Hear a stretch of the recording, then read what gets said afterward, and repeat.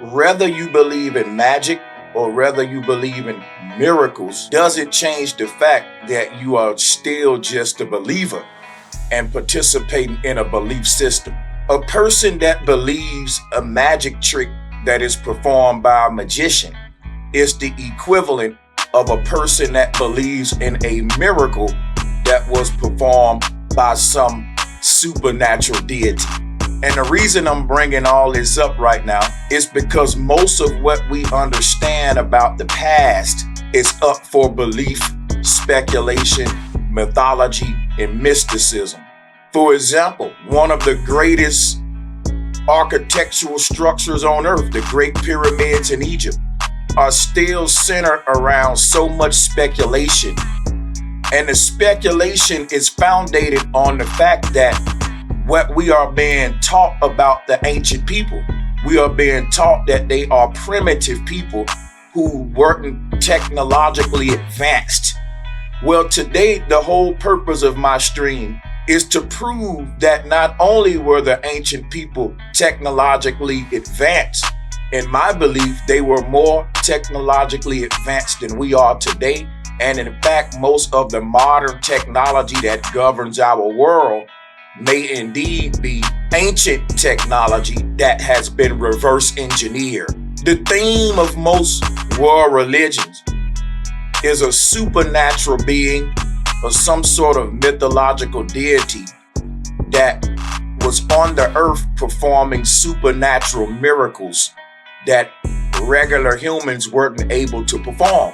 And I want to introduce a new idea that maybe all of the stories we read in the past about quote unquote miracle workers were not miracles at all. These miracle workers were described by a lot of cultures as Magi, which is the word for magician, which is why today we're going to be unlocking the secrets of the Magi, who were the followers of Zorro. And we also will be talking about the early church Magi that was centered around the early roots of Christianity, which was before Christ. I want to get rid of the spookism and mysticism.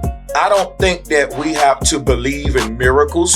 My research shows that most of the quote unquote miracles we read about in world religion were just wise men who were using advanced technology that was far ahead of their time. I'm going to be revealing some of that advanced technology that existed in the past, and I'll be showing how it's been hidden right in front of our face in the form of quote unquote miracle workers. So there's a common thread in most world religion of supernatural entities working miracles.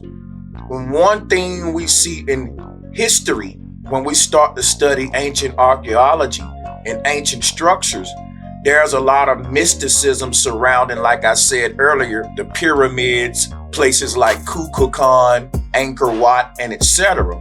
And like I said, all of the mysticism is founded on the idea that people in the past were primitive and that they weren't mechanical in their thinking or technologically sound, is what we're being taught.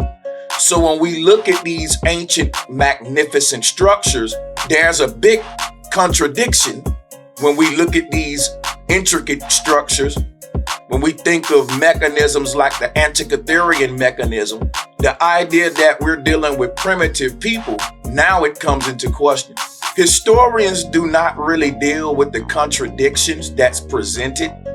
What they tend to do is give us ideas such as, well, ancient aliens may have built the pyramids, or maybe gods from the heavens came down and gave the knowledge of the pyramids. These are all common ideologies. People even think that aliens built the pyramids, even though there are human beings carved on the walls of them. And these are all desperate attempts for historians to not entertain the idea that the ancient people were indeed very advanced. And that would mean they would have to admit to being wrong. And that's something that I don't think they're going to do. The theme of today's presentation is so perfect based upon the season that we're in right now. Today's theme, we're going to be dealing with witches. We're going to be dealing with vampires. We're going to be dealing with a lot of mystic and folkloric creatures that we have grew up hearing about in tradition and legend. Because just like the deities that dominate world religions, all of these entities have a supernatural stigma surrounding them that makes them superhuman. Today, we'll be using syncretism to show you the connection between witchcraft and ancient technology, the connection between supernatural deities and ancient tech gurus. I want us to start looking at the ancient world as a place that was very technologically advanced. So today I will be attempting to do away with all of the spookism and mysticism and mythology, the alien talk, the magician talk, the witchcraft and sorcery talk. And I will try to do something that a lot of historians and others do not like to do, which is think of the ancient world as a very scientific and technologically advanced place. If we don't consider the possibilities that the ancestors were very technologically advanced, then the only other options we're left with is ancient aliens, magic, sorcery, witchcraft. Again, people saying the gods gave them this knowledge. And these are things that are being entertained on a widespread level. It just has not been a scientific conversation when we deal with the past, because we've already been taught that people in the past weren't technological. So I want to think different today. And when we do that, it'll be clear and easy to see that we're making a crucial mistake by not considering this idea. A lot of the entities that we grew up hearing about in folklore, vampires, witches, warlocks, sorcerers, these were titles given to ancient tech gurus. My research would show that this was during a time on Earth where the knowledge of electricity, magnetism, technology, these things were being demonized and they were being hidden from the masses. A lot of the knowledge that made people like Nikola Tesla great, a lot of the knowledge that the ancestors had when they created places like Angkor Wat and Giza, a lot of that knowledge went into occult and was hidden when the new church established itself under the modern doctrines, under the Abrahamic faiths, and the current world religious system that we see today. Before this system, there was a very spiritual system that embodied a lot of universal principles and just what I would call profound, deep knowledge about ourselves and the universe. Christianity wasn't always the Christianity that we see today, and that goes for all of the other world religions as well. All of the world religions we see today are the remnants of ancient spiritual systems that once embodied a truth that all of the ancient people knew, and it made them very technologically advanced. It gave them abilities that today we would call supernatural abilities. When this knowledge became hidden, only a few men was able to exercise that knowledge. And we're still living in that same situation today where there's a monopoly on advanced technology and a monopoly on ancient occult knowledge surrounding the earth, the universe, the human body, and even the soul, the conscious, the psyche, and etc. A lot of knowledge wasn't deleted from the earth. It was simply hidden behind spookism, mysticism, and theology. So again, today we're going to be making a connection between the ancient Magi of the past, or the wise men, the technology that they were using by the time these men rose to prominence on the earth. These advanced technological concepts would have been removed from society already by the new church order. So after the church had dumbed everybody down, anytime this knowledge would have been introduced in this new world setting, the people of that time would have been in awe. They would have marveled at some of this technology and these concepts. The people during this time were on such a dumbed down level that if they would have been exposed to some of this technology, they would have reacted as if it was godlike, as if it was a magic trick or a miracle. A lot of the technology we use today, we don't really know how it works. We just know that it does. And that's the same mindset of a kid that is being exposed to a magic trick. He don't really know how the trick works. He just know that it does. And this is why kids believe in magic. And this is why adults believe in miracles. When we see a lot of the miracle workers in folklore and tradition, in theology and mythology, most of the humans in the world are members of a religious faith. So a part of humanity believes in miracles. And that's the part of us that's the kid believing in the magic trick. And magic is not real. But if you don't know how the trick is done, it's easy for you to believe that magic is real. And today I want to attempt to uncover the truth on how these miracles would have been performed and the technology that would have been used, so that we don't have to believe in miracles, and that we can understand that in the past, there were people on earth that were using very advanced technology. Again, if we don't consider this possibility, then the only thing we're left with is believing in spookism, mysticism, mythology, ancient aliens, magicians, witchcraft, sorcery, and etc.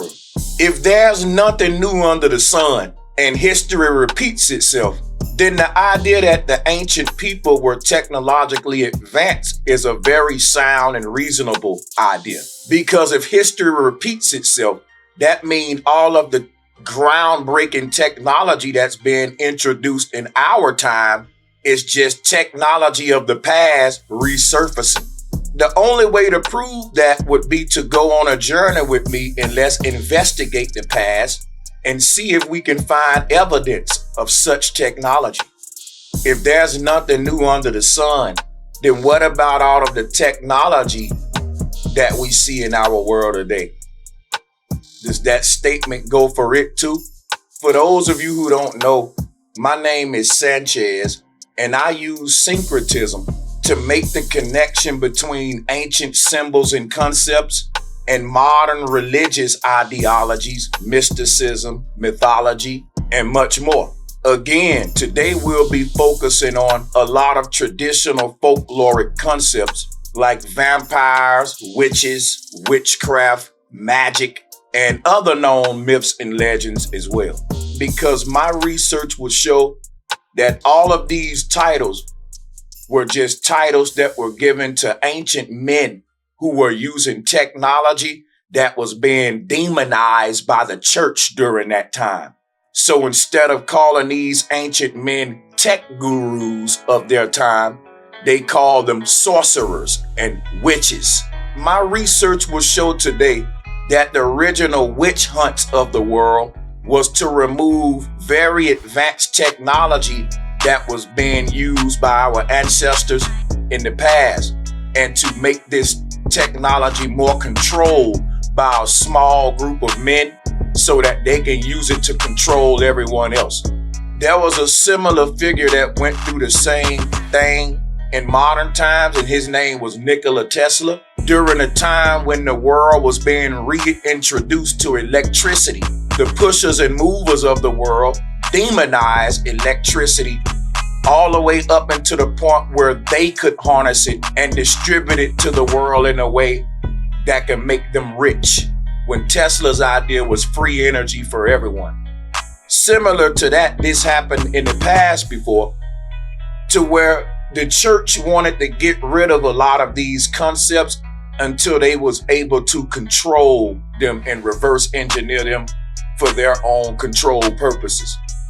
People who would have been talking about clean energy and Sort of these same concepts that Nikola Tesla had that would have made the world a better place for everyone, they would have been demonized and they would have been silenced and attacked, such as Nikola Tesla, such as a lot of the ancestors. A lot of these people who were very advanced tech gurus of the past, we know nothing about them today. We only read stories about witches and supernatural deities that were doing things regular humans couldn't do. So let's hop right into the presentation. And once again, if there's nothing new under the sun, then I'm gonna prove today that that goes for modern technology as well.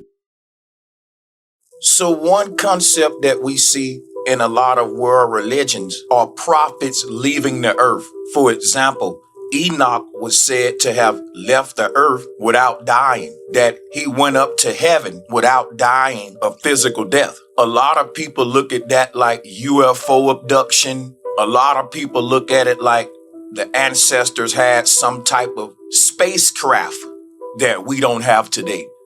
Either way, a lot of these theological stories are shrouded in mystery because we never entertained the idea of some sort of advanced technology that may have been common in the past. And one technological device that would allow a person to leave the earth without dying a physical death would be any kind of technology that would allow a person to have an out-of-body experience, or any kind of technology that would allow the consciousness to be transported. One of the most advanced things that we understand about the mind in modern science is that consciousness itself can be detached from the body, and that human consciousness itself is transportable. It's a matter of developing the technology that would allow us to make this breakthrough. And the technology that would allow us to transport human consciousness is called brain-computer interface technology. So when it comes to ancient technology, to me, there is no other greater technology of the past than Stargate technology, brain-computer interface technology. Wait a minute, Sanchez, are you telling us they had brain-computer interfaces in the past? This is what my research is going to show today. So again, brain-computer interface technology is technology that will ultimately allow human consciousness to be transported. But it's so much more other than that. Brain-computer interfaces will give humans superhuman abilities by making them all-knowing. One example that I give is that the first Neuralink patients are like gods walking among us. They are literally all-knowing because they have the entire World Wide Web inside of their head. And another example I give is if you ever encounter someone who has Neuralink, they would never ask you your name because they would already be pulling up your Facebook page while they approaching you. Most of all of the knowledge we get today, people are Googling it and getting it offline. So if a person have this ability, if you basically putting the internet inside of the human, a person can access a lot of things with their mind, giving them superhuman abilities and an edge over everyone else that will make them far more ahead of everyone else. Can you imagine a child in school with Neuralink and the other children don't got it? These would literally be superhumans. They would be able to teach the class. They would be able to access every college book in the library right there in their head on the World Wide Web. With the Neuralink in your head, you really don't have to learn anymore. This is literally superhuman technology. And the title of all-knowing is a title that were given to a lot of deities. A lot of the prophets of old was said to know the secrets and mysteries of the earth and were able to tell the past, present, and future. They were seers and knowers.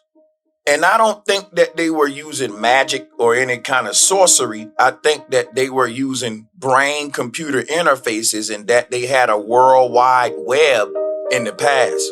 I don't think that that World Wide Web would have been accessible to the world per se, but only for a few men who they wanted to be, quote unquote, superhuman on the earth. So if you can think of a world where all of the technology we enjoy today was only used by a small group of men and the rest of us was left in darkness about the technology, then we would look at these people as gods and we would be in fear because of the power they have with this technology. And if those people wanted to maintain their power over the masses, they would keep this technology shrouded in mystery, which is exactly what happened on the earth. There were many men using powerful technology against people who didn't understand it, and they were considered gods or witches or magicians. So I want to hop to ancient Egypt, and I want to talk about a pharaoh by the name of Akhenaten, who was the father of what we call Atenism. Keeping with our theme of witches and vampires and devils and demons. And again, I want to take the spookism away from the scenario and get us back to the knowledge, the technology, and the science. So when we talk about the concept of Atenism, I always say if you put an S in front of this word, you get Satanism. And again, what I'm going to show you guys here is what I was saying earlier, that a lot of advanced technology that was being used on the earth that allowed humans to accomplish God-like feats, that technology was removed. It was demonized so that it can be controlled by a small group. And in my opinion, I think this could be one of the reasons why the Pharaoh Akhenaten is the only pharaoh in Egyptian history with a bad name like the one he got. He's like the black sheep of the Egyptian lineage of pharaohs out of all of them that ever ruled. And if you ask about what exactly did this pharaoh do that makes him such a bad pharaoh, they would tell you he changed the spiritual system that the Egyptians had. Now, what exactly did this pharaoh do? Because one of the goals of ancient Egypt, and especially of all of the pharaohs, was to achieve immortality, to achieve eternal life. And they were not trying to achieve it by using witchcraft, sorcery, and black magic, even though we are being taught that today. They were trying to achieve immortality through using brain-computer interfaces and literally uploading their consciousness into quantum computers. And the quantum computer, this is the golden tomb that the pharaoh made to achieve immortality. But the question is, how does the pharaoh get his consciousness, his soul, out of his body and transport it into the computer? And the answer to that is with brain-computer interfaces. This whole concept of getting out of your body and leaving the earth and exploring alternative realities is a concept called Atenism. If you take the word Aten and rearrange it, you get the word netter. And the netters is another term for the alternative realities, alternative realities. The pharaoh Aten is also called Atem with the M, and you can rearrange that to get the word meta. This pharaoh was very technologically advanced.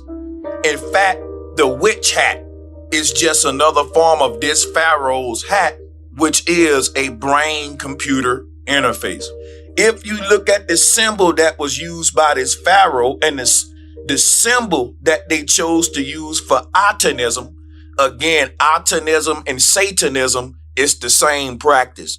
There's nothing wrong with Satanism. Satanism is the knowledge of the serpent in the Garden of Eden, which was trying to make Adam and Eve like God.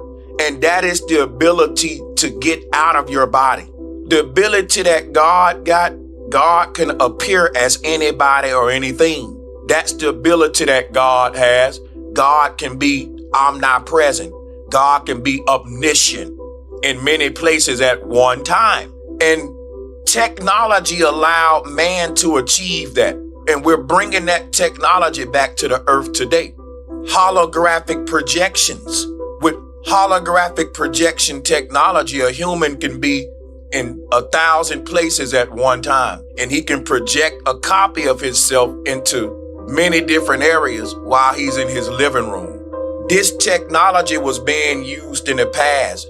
They say that people like Jesus and a lot of other deities, there are stories in the Bible where Jesus disappeared and pops up in a whole nother area and people can't explain it. There are other deities that had this same ability. I call it the X-Men Nightcrawler effect, where you can literally be in many places at one time. We never consider the idea that maybe ancient people had holographic projection technology. We just say that they had omniscient abilities. They had these God-like powers. If you look at what's happening in the world today with stuff like Neuralink, people are questioning if it's moral. People are questioning, is this an area we want to go into technologically as humans? What does this mean? Does this mean we're no longer humans? We're now cyborgs and robots? That's exactly what it means. But this same sort of stigma surrounding this invasive technology, surrounding this very advanced technology, this same stigma that we have today, they had it in the past as well.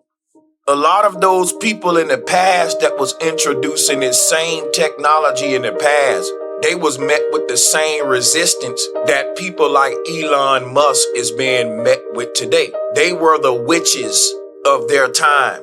Just like the idea of the consciousness being transported out of the body and into a computer is a very frightening idea for some people. And so I want us to think about that when we talk about this Pharaoh Akhenaten and what he was introducing in Egypt. He was changing the whole spiritual system on the earth the same way that Elon Musk is doing it today. Because this kind of technology is the same promises that are made by the gods in the Bible. Jesus is promising eternal life. And if man show up with eternal life before Jesus, does that mean Elon is the Messiah now? The implications of all of this is a big smack in the face to religious faiths. And what people are not realizing is the stories that we're reading about in these religious texts are men that was doing exactly what Elon did, and that they were not miracle workers. If Christians understood that Jesus was doing his miracles with technology, if they understood that Jesus' promise of eternal life was via Neuralink, brain-computer interfaces, then they wouldn't have a problem with Elon Musk doing it. Now, I do have a problem. I do think it's man going too far with technology. And I think that the problems that this can present is that one soul can be trapped inside of these metaverses, inside of these computers, the ghost in the machine concept. I don't want to repeat myself in this, but I do want to touch on a couple of things that you've already heard just for the sake of clarity to build on them and expound. I do think the earth is a simulation, a quantum computer that ancient people made, and that they were teaching us to get out of here. We got trapped in our own technology. I do think that the creators of this simulation were very technological men in the past that got trapped inside of their own machine, and that they fell in love with this monstrosity so much that they merged with the machine, and that they became the first transhumans on the earth. And the transhuman is the great abomination that the Bible and many other cultures speak of. The word beast means computer. And when humans start to worship the beast and merge with the beast, this is the ancient people giving an account of an ancient transhuman movement that took place in the past. And I think one place that we can look at in the past is in Egypt, and we can see this transhuman movement taking place in the form of Atenism. The symbol of Atenism, it's more than just a religious symbol. It's showing us a technological device. Now, I don't care how crazy I sound, but I do think that we're in a big computer called Earth that was made by a bunch of ancient wise men who became so egotistical and wanted to play God so bad that everything we read about Satan in the Bible, that Satan rather to rule in hell than be a servant in heaven. That is true about the controllers of this Truman Show that we call Earth. And that the entity that controls this Earth, the Bible tells us Satan rules this world. Satan is the ruler of this world. When the Bible says Satan rules this world, the Bible is talking about this Pharaoh called Akhenaten. The Garden of Eden, the word Eden is another word for Aten. The word Eden is another word for Aten and another word for Odin. The god that was worshipped by the Nordic people that was called Odin was their form of this Egyptian pharaoh that was called Aten. Aten or Odin, Aten. And another way that name was spelt was Eden. And the Garden of Eden is literally symbolic of the quantum computer that was created by Aten. Earth is advanced technology. The human body is an avatar that was created by this pharaoh called Aten. In several ancient spiritual systems, it was taught that humans with souls are not from the earth and that we didn't always have physical bodies. What gave us the flesh? So if we are in a computer simulation, our avatars had to be created inside the simulation, then our soul was uploaded into those avatars. And the creator of the body, the creator of the physical world, is this deity that we're all calling Satan, which was called Aten around the world. The technology that allowed the ancestors to leave the earth wasn't rocket science. It was brain-computer interfaces because the earth is a computer simulation. There's nowhere to go out there in the sky. You're inside of a computer. And the only way to get out of the computer is to be exported, out, just like you was imported. Think of like downloading and uploading. You have to be extracted. And this is what the out-of-body experience is all about. So the technology that allowed the mind to be transported out of the body was the brain-computer interface. And when we look at the symbol of Atenism, this is more than just a religious symbol. This is a technological device. This is Neuralink in ancient Egypt, folks. Everyone think that the Pharaoh Aten is an alien. The word alien is a play on the name Elon. And I've been teaching everyone that the name Elon Musk translates to alien musket. And a musket is a projection device.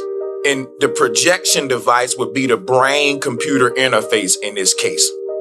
So the real alien technology isn't from another world. It's from the past. It's from ancient Egypt. When the Pharaoh would put on his bulky helmet, it elongated the head. And we know that the root word of elongate is Elon. And when we talk about an alien has an elongated head. So one thing I want to talk about is witches and witchcraft. Everything I'm teaching now about this technology in the past that allowed people to get out of their body and extract their souls out their body and play with their consciousness and all that, people demonized it just like they doing today. And I'm with them. I think it should be demonized. I'm standing right there with them. I think that as humans, we can go too far with technology. And I honestly believe that once technology goes into the realms of now it's engaging with the human psyche and soul, it may be going a bit too far. This has always been a controversial debate in science and technology, religion and spirituality. And it's been many wars on the earth based on this. And this knowledge have had to go into occult a lot of times. The practitioners of this stuff had to go into hiding. These would have been the witches when the world was going on witch hunts. the people that was trying to introduce technology to give men the ability of gods, they were looked at as sorcerers and other terms of that nature. There's an evil agenda surrounding this technology. These people don't want us to be gods. They don't even want us to thrive. We live in a world full of inflation where the price of everything keep going up, but we not making more at our jobs now, are we? The people in power don't care about us. So if they saying that they're trying to make us superhuman and make us gods, we need to really look at that. That's some kind of a trick. And that's what I'm going to talk about later in the video, because it is harvest time. And we're going to talk about what it means to harvest souls and why this stuff was demonized by different people for different reasons. People with souls don't have to use this technology to get out of their body. It's my understanding that there are some people on the earth without souls. This would be technology that would allow them to do what we can do naturally. They would have to do it synthetically. I believe that there are ancient transhumans that are among us, or what I call mankind. They're not humans, they're humanoids because they merged with the machine and they lost their humanity. I believe that these are the controllers of the earth, and they're trying to make us cyborgs, machines, transhumans like them, and we lose our humanity. When you do that, you become part of a hive mind. When you merge with the artificial intelligence that's governing the simulation. Think of a omnipresent intelligence like Siri or Alexa that's programmed into everything around you. And the people who merge with it will have the knowledge of the entire earth. They will be superhuman. But the curse to that would be their souls will be trapped here forever. And the Bible speak about that in the book of Revelation. It said all who worship the beast and accept his mark on the forehead will be condemned. And the mark on the forehead is the Neuralink chip. This was demonized in Revelation, and it was demonized in the past. And this Antichrist technology is resurfacing in our time today under Elon Musk. Elon Musk dressed up in this outfit that I'm showing on the screen now with Satan on it and an inverted cross. And the Antichrist is an entity that's going to come onto the earth and rise to power. And it's going to give the church everything Jesus promised the church: eternal life, bodies that don't age or get sick. And Elon will be the man that usher that in as we go into the near future. I wouldn't be surprised if Trump win and him, Elon, and Israel bring us into this new Jerusalem that's spoken of in Revelation. Speaking of the word Jerusalem, if you go watch that movie Salem's Lot by Stephen King, you will see what the idea of this new Jerusalem is. It's a kingdom where everyone is basically interconnected via the web under a hive mind, with a single entity controlling everyone's thoughts, minds. It's like a zombie apocalypse. Everyone with Neuralink, Elon will be your God because he can really see your thoughts. He can control them. He can implant thoughts. Everyone with Neuralink will be joining a hive mind where you all will be becoming a shared mind and you all will be connected on Starlink. This technology ain't new to the earth. This is the technology that became an abomination because it was clearly recognized that this could damn souls. This is the technology that would condemn souls. We read about Satan was trapped in hell, so he wanted to trap other people in hell with him. And these are ancient tech gurus that played God and they got trapped in their own machines, ghosts in machines. And now they got to harvest souls and try to keep people trapped in these machines with them because they got the power, the machine side of themselves. What do you mean, Brother Sanchez? Organic humans who are not robots, we don't need to power ourselves, but a robot need a battery. A robot needs an external power source. If you were a transhuman or a cyborg, you could no longer power yourself with the natural sunlight and natural moonlight like regular organic creatures. now that part of you is a machine, you would have to charge that up in the wall. You would now be like a vampire. And what I want to do today is do away with the spookism. The vampire teeth, which are the two fangs, these are electrical outlets that was used by transhumans. They turned it into scary stuff and spookism today to hide all of this knowledge. The concept of the vampire today, sucking blood out the neck, we got to grow up and get out of spookism.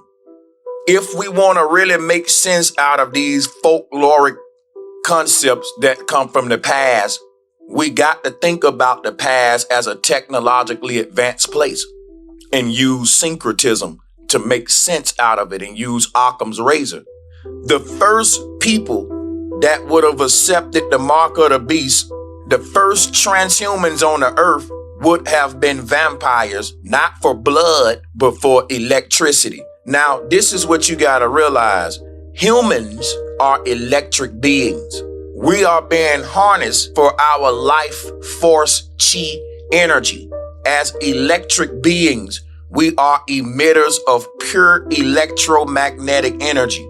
And that's what this simulation is harvesting us for, just like Morpheus told Neo in the Matrix. We're basically batteries. And as pure electric beings, we don't need energy because we are energy. So the creatures on this earth that need energy are the vampires, who are ancient transhumans. They are cyborgs. They are humanoids. They used to be humans. The same thing they teach you about witches. The same thing they teach you about all of these monsters, that they used to be humans, but something happened and they mutated. And that's what happened on the earth to the Egyptians. That's what happened to the Babylonians. At some point in this simulation called Earth, the organic beings who were real players in the game started to merge with the non-player characters, the NPCs.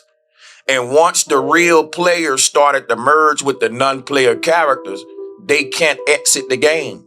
Imagine an advanced video game where you get to upload your own consciousness into an avatar that's inside the video game. You in the game, you are a real player. You're controlling your avatar with your own free will and your soul. But there are other characters in the game that aren't real players. They are non-player characters. If the real players start to merge with the non-player characters, then the moment they do that, they will be trapped inside of the game. The non-player character that they merge with will serve as an anchor for their soul. But why? Because part of them can't leave the game, and part of them is stuck on one side, and part of them is stuck on the inside. They are a permanent fence straddler. There are many deities and gods that are being worshipped in the past that have two faces, such as Janus. And these gods are demigods. They cannot ascend above the earth realm. They got 1 foot on the next realm that's outside of earth and 1 foot stuck in the earth. They can't fully free themselves from the earth. The part of them that's stuck in the earth is the part of them that merge with the system that govern the earth simulation. So for example, if you were in an advanced simulation where you can upload the mind into the game, once the mind tether itself to anything in the game, then the mind can't fully free itself from the game, because whatever the mind tethers itself to within the game becomes an anchoring point for the mind. And that's why you gotta let go, free yourself, break all of the attachments from this place if you want to make it out. And that's why the people that control this place do everything in their power to keep us attached to something in the simulation, whether it's sex, food, pride, you name it, beauty. The devil is there to tempt us, to keep us in hell with him. And the devil ain't a red dragon. There were several devils or false prophets that the Bible speak of. And the one we're talking about now, his name was Akhenaten. And he introduced this quote unquote witchcraft to the earth during his time in the form of Atenism or satanism. So if you look at the hat that Aten is wearing, That is your pointy witch hat. But that is also the same hat that Santa Claus wear, and that's because Santa is another form of Satan or Aten, the North Pole god. Now the North Pole is our central nervous system. That's our backbone. And if you look up the backbone of Osiris, you can see that he's showing you that. This is what the Bible called Jacob's ladder. This is the point of the body where the soul is released from the body. So earlier I spoke to you about this brain-computer interface technology that Aten introduced to ancient Egypt, and he was met with a lot of resistance because he was the Elon of his time. But the significance about this device is that it extracts the consciousness out of the body via the spinal cord. This makes the spinal cord and the pineal gland key places for this technology, or what they call the seat of the soul. If you know where the soul is seated at, then you can eject it from its pilot seat, so to speak. So the pineal gland and the spinal cord is what the magician's wand is. One thing that all of these Magi have in common is that they all carry rods or scepters, and they wear these pointed hats. And if you think of a magician like Merlin, it's the same concept. He would have been a witch, a magician, but this is the way Jesus would have dressed. This is the way Moses would have dressed. That scepter that he's holding is a technological device that would allow him to do a lot of great wonders during a time where people didn't understand technology. The church had dumbed them down. So a man carrying a scepter would have been very respected on the earth, like a police with a baton. And that scepter would allow him to strike people dead just by touching them with it. It would allow him to open up stargates, portals. It would allow him so much with just that scepter. His power would have come from that scepter. A man with a scepter or a cane has always been a symbol of power status. And we're going to talk about that more later in the presentation when we talk about the cane or the magician's wand or the herald's staff as a position of power. And why? Why it's a position of power?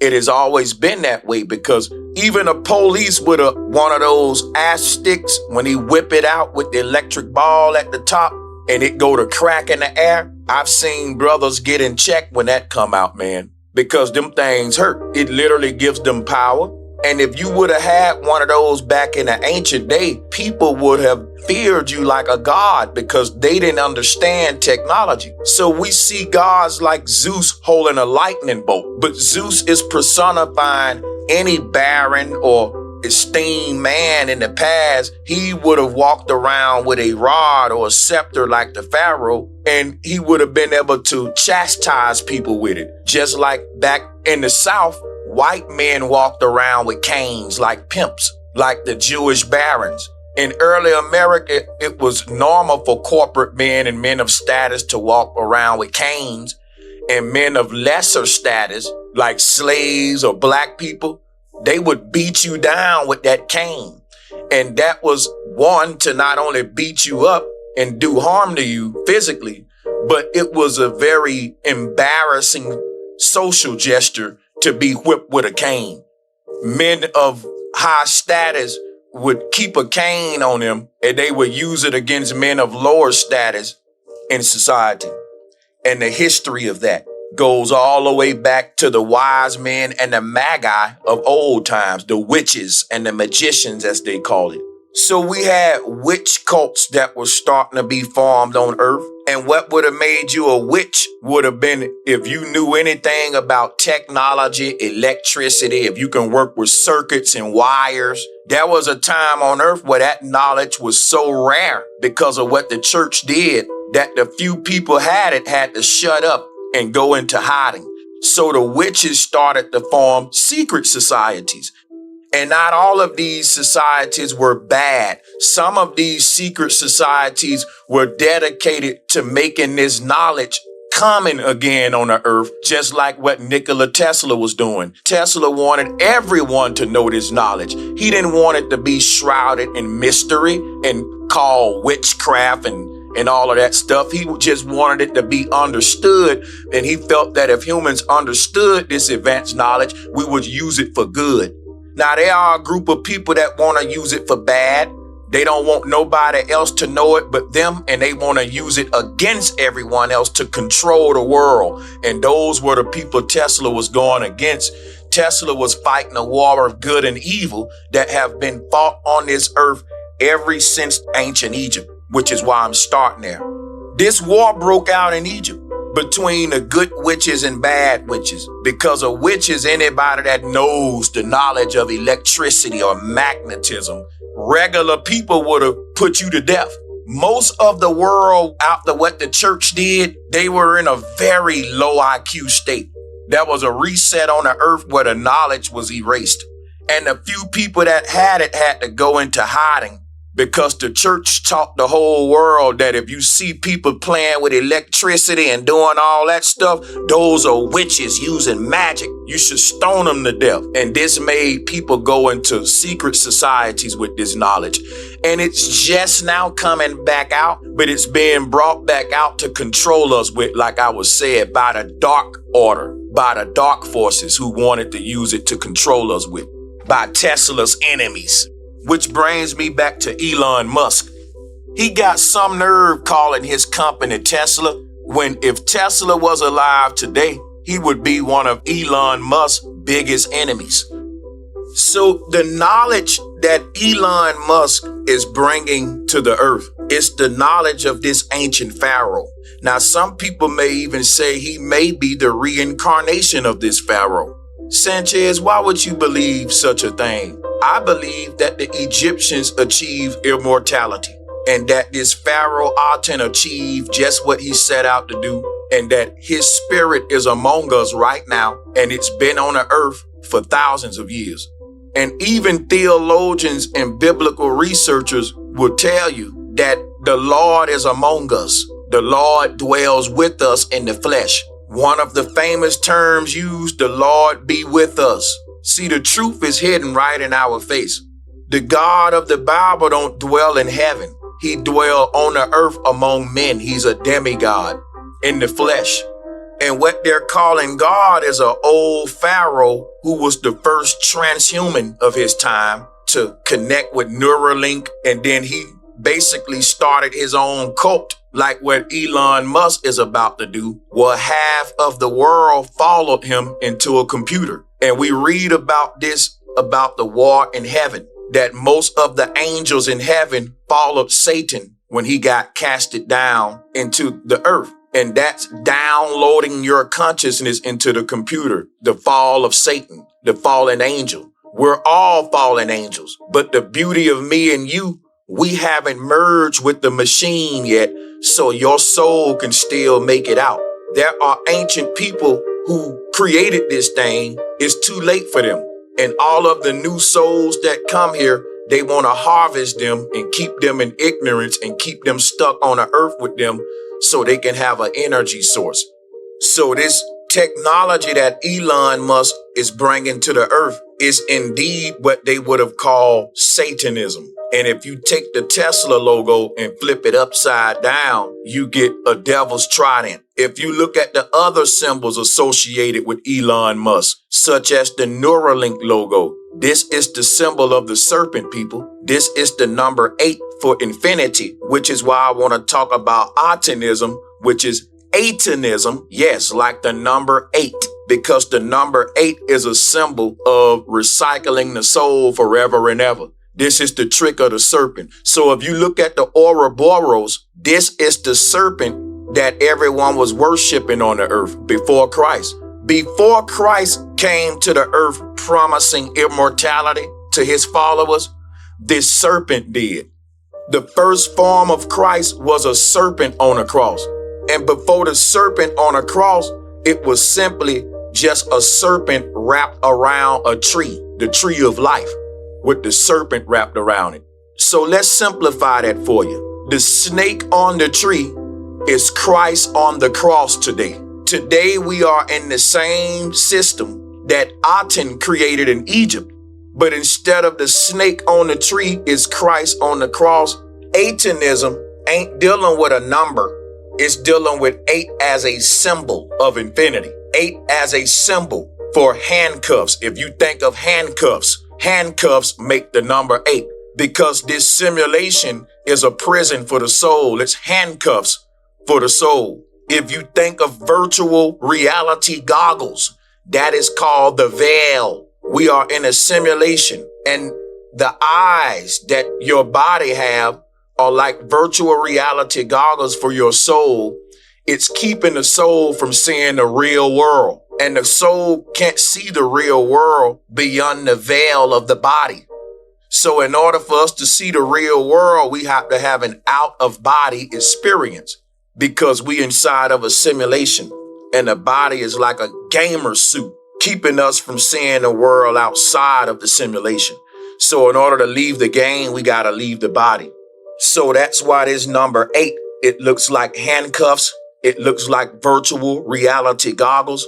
And this serpent is why the Egyptians wore a serpent on their headdress. If people want to know what was the religion of ancient Egypt, it was the worship of the serpent and the technology that brought the gods of Egypt immortality. Immortality was not a gift that was given to everybody. It was a gift that was given to the gods until later they realized that they wanted to also harvest the souls of their slaves. And that's what led into the whole ancient transhumanism movement of the past, and that's what's leading to it today. Our slave masters want our souls. Our slave masters said it ain't enough to just have their body. We want our slaves to be born again back on our plantation. We want to recycle our slaves. Everyone know when in any industry, recycling will give you the biggest bottom line. A company that can find a way to turn its waste back into a product, it has a perpetual cash flow and a monopoly. So with this technology, one's slaves don't die, they multiply. We don't lose a slave in death. Now you got to keep in mind that a lot of slaves, they wanted to die. If you're a slave, to think that one day I'm going to die and I'm going to go to heaven and it'll all be over. I won't have to pick cotton no more and get beat every day. The idea of a slave dying and coming back to the cotton field to get beat every day again, that was hell to the slave. And that's literally the reality that became the slave's reality. Recycling of the soul. Slavery went to the next level. And harvesting souls became a thing. And this technology is what allowed it to be possible. And basically all the people that have died in the past couple of centuries, the people in power look at them like property, like cattle, like that's my sheep and I'm the shepherd.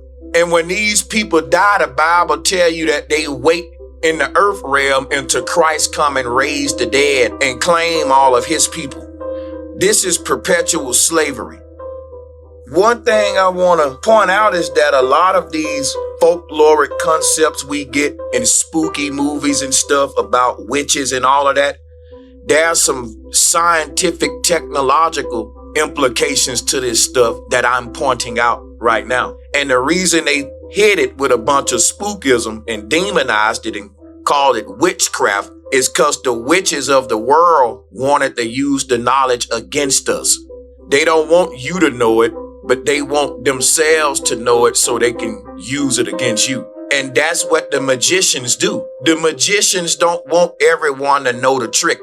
They want to be the only one knowing the trick so they can use it against everyone else to fool you with it. And if they the only one know that how the technology work and no one else know how it works, I can tell you I did it with magical powers. And that's what magicians do. Magicians tell that to little children who don't know the trick. When the child say, how did you do that? They say, hey, I'm a magician. I'm magical. This is what Christ did. This is what Moses did. And they all carried scepters. They all carried a magician's wand.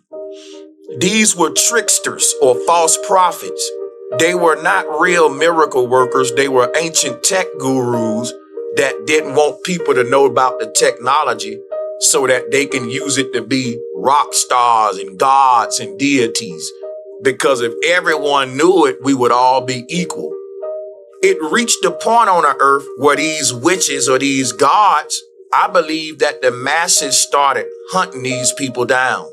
At some point, people was being hunted down, and people wasn't concerned if you were like Nikola Tesla, a person that was trying to give this knowledge to people and empower them with it. They was just trying to get rid of the knowledge because at this point, the knowledge had gotten a bad name. A lot of men were using it for power, to trying to be gods on earth, bullying people with it.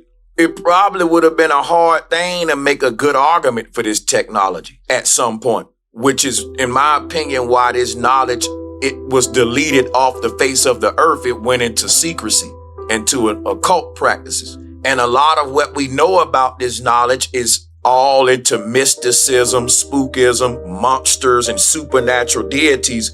And that's why I'm here today trying to break it all down and make sense out of it. Let's take now a closer look at the symbolism, and then we'll get a better understanding. So this technology that Akhenaten was introducing back in ancient Egypt, it eventually became to be known as Satanism and witchcraft. And if you look at the symbol of Atenism, and if you look at the Neuralink device, these are the same thing. Elon Musk is going to be one of the main players in helping humanity cheat death in the near future, because brain-computer interfaces is going to be needed in order to transport human consciousness out of a dying body and into a new skin that don't die and don't age and don't get sick. And if you read the Bible, it tells you that the kingdom of Zion will be built on earth. Christ will come establish this kingdom on earth. There will be no death. I keep telling you that the word Zion is science, and Elon Musk is this scientist. The word scientist would have been equivalent to Magi back in the day, which is why I call this presentation Jesus the Magi. But there were several Magi, and we're going to be talking about them all. And that's why we're starting with one of these Magi that was called Akhenaten. Remember also that Moses in the Bible, he learned his knowledge from the Egyptians. We'll be talking about him later when we talk about one of the symbols of Atenism, which is the serpent. So the word Atenism is also Atenism. And remember that the 8 is not a number. It's the past tense of eaten.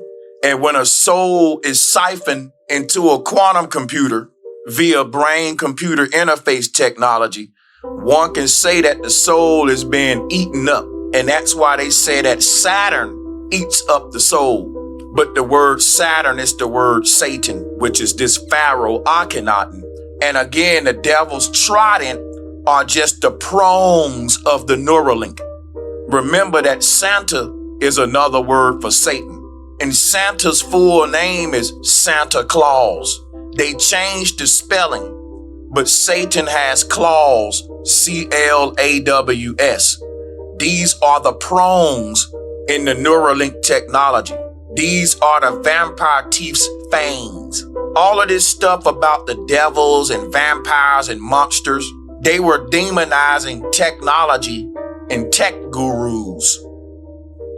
So Santa's claws, those two words come from the fact that Santa is the name of this Pharaoh, and his claws were the prongs of this technology that people knew if these things made a connection to your neural network, then that was it for your soul. Once these prongs bite you, that's it. You're like a vampire. It's like vampirism. You become part of the hive mind and you become connected to Dracula, which is the chief vampire of the hive mind. Would be like the queen bee in a beehive who treats all of the other bees like drones. And she becomes the supreme mind for every bee in the hive.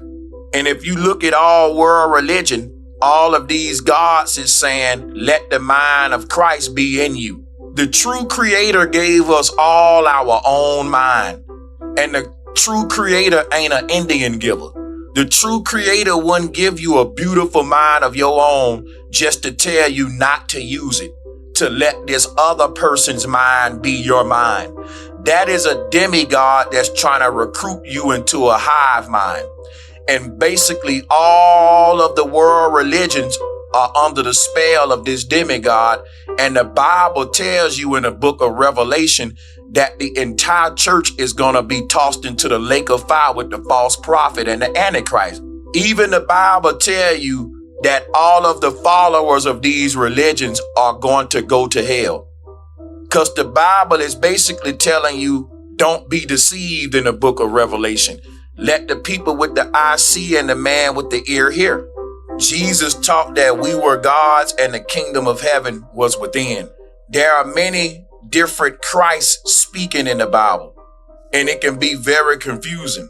There are conflicting narratives, but one way you can make sense out of these different deities is just remember in Revelation, the Antichrist and Christ will be on the earth at the same time doing the same thing, marking their people on the forehead and claiming their souls. And what I'm about to explain to you now gonna make sense out of all the madness. What we're reading in Revelation is harvest time taking place on the earth, where different ancient tech gurus is now coming back into power to reclaim these lost souls that's been indoctrinated on the earth. Think about it. Ever since Egypt, which is 10,000 years ago, people have been indoctrinated, believing in false doctrines about the earth, about our souls and all that. Now the technology that they've been giving us in all these religions that's been promising us eternal life and new bodies is on the earth now. And Elon is giving it to everybody, along with the rest of the tech gurus, right? It tell you that the kingdom gonna be established on the earth, and that's gonna be via technology. It tell you that the dead will be raised up. And guess what they said? In the near future, we will have the technology to raise the dead. So there will be technology that come to the earth and is already here. They just haven't rolled it out yet, where they're going to be raising the dead. And basically, you have these ancient demigods coming back to the earth in our time. And these people are like thousands of years old. They achieve immortality in ancient Egypt. They bringing the technology back from ancient Egypt into our time. They've spent the past couple centuries indoctrinating us with false ideas about the earth, telling us how we need to get off of it and we need to enhance the human body and all of these other blasphemies that the devil speak. They say he will deceive the world, and this is how he doing it, by convincing you need to be enhanced with a new body. And this is the promise that Jesus promised. This is the promise of the Antichrist. But all of these are false prophets. The earth is a big plantation and souls are being harvested. And all of the slave masters are coming to reclaim their slaves with their particular technological devices. So in the near future, around 2100, when death is an option, and most of the world got some kind of chip in their brain, there will be no more schools and need to learn, because with the chip in your brain, you can access all the knowledge of the web in a second via your thoughts. The days of getting to know each other will go away because everybody know everybody. Because if I just look at you, I can scan you and pull up your Facebook, your Instagram, all that in my mind. I know everything about you. This technology existed in the past. There were men that walked the earth with quote unquote gifts and superpowers, and they were able to tell a person everything about themselves by just looking at them. It's not far-fetched for me to think that the same technology that's allowing us to do that today allowed a small group of Magi or men to do it in the past, and that would have made them gods. That would have literally made them objects of worship if they had an invisible database of information on the people in their community.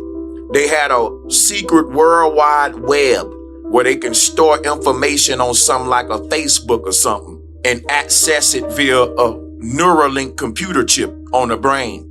In a world where most of the people have been dumbed down, yeah, that would have made you a superhuman and a god. it still will make you one in today's world. They're saying that the people with the Neuralink are like the first superhuman or first gods. Same is true back then, because they had dumbed everybody down. If everyone had known the truth, they would have been like, man, you ain't smart. You just using Neuralink. We can do that too, but we don't want to do it because it'll condemn your soul. But we don't know that today. So most people gonna be condemned. They're gonna merge. They're gonna get the chip. The Antichrist and Jesus are putting the chip in their people's forehead. And neither one of them are sending you to heaven. Christ telling you he building a kingdom on the earth. The earth is a big plantation for slaves, and Jesus is just one of the many demigods that's harvesting his slaves. Elon ain't the only one that's gonna create Neuralink. He's just the forerunner of it. Once he get this thing mastered, there are gonna be other companies come out with it, and every company will have their own web to connect their users with. Because if I got a chip in your brain, why would my chip connect you to Elon Musk's Starlink? So every company that manufactured this technology will have to create their own metaverse, their own ether or star universe, their own link to the stars.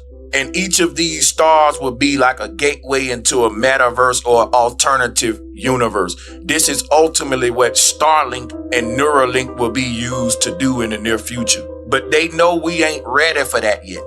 People don't know that this is the end goal of this technology. People ain't ready for that yet. They still working with the Vatican and the Pope to normalize this stuff so that they can usher in this technocracy and this new kingdom of control. They've done it before. This is history repeating itself. And every reset time is a harvest time to claim all of the souls that come from that age. Every age, there's a war of truth and lies. And all of the people that consume the lies, when the harvest time comes, they're going to be more likely to be harvested and accept the mark and follow science, technology, and world government.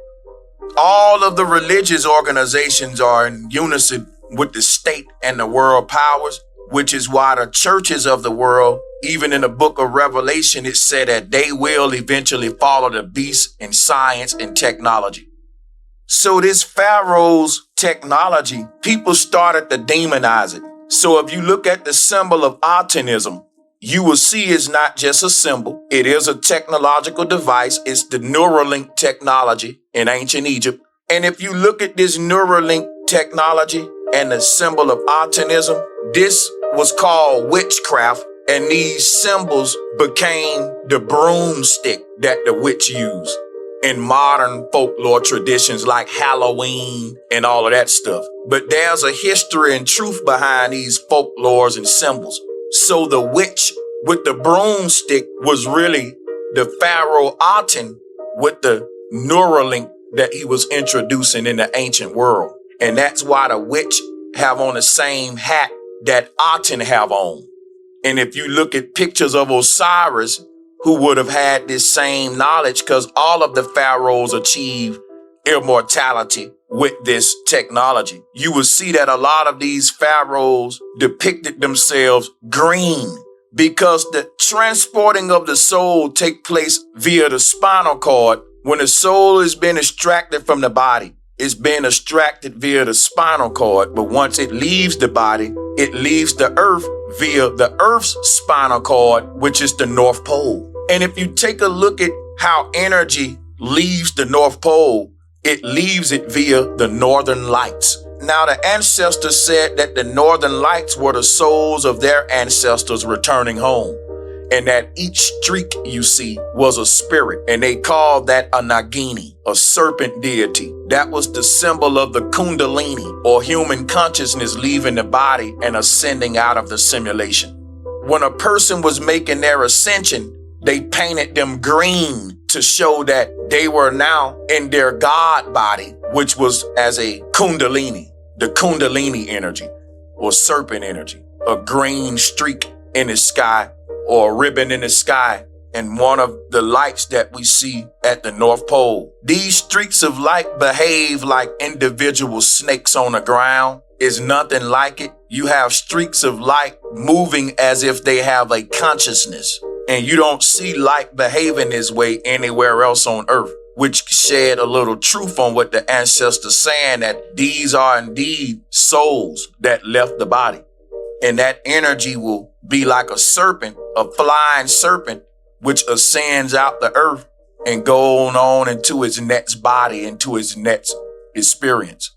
So in a lot of cultures, especially in Egypt, you will see these winged serpents, and we'll be doing syncretism on these winged serpents later in the presentation.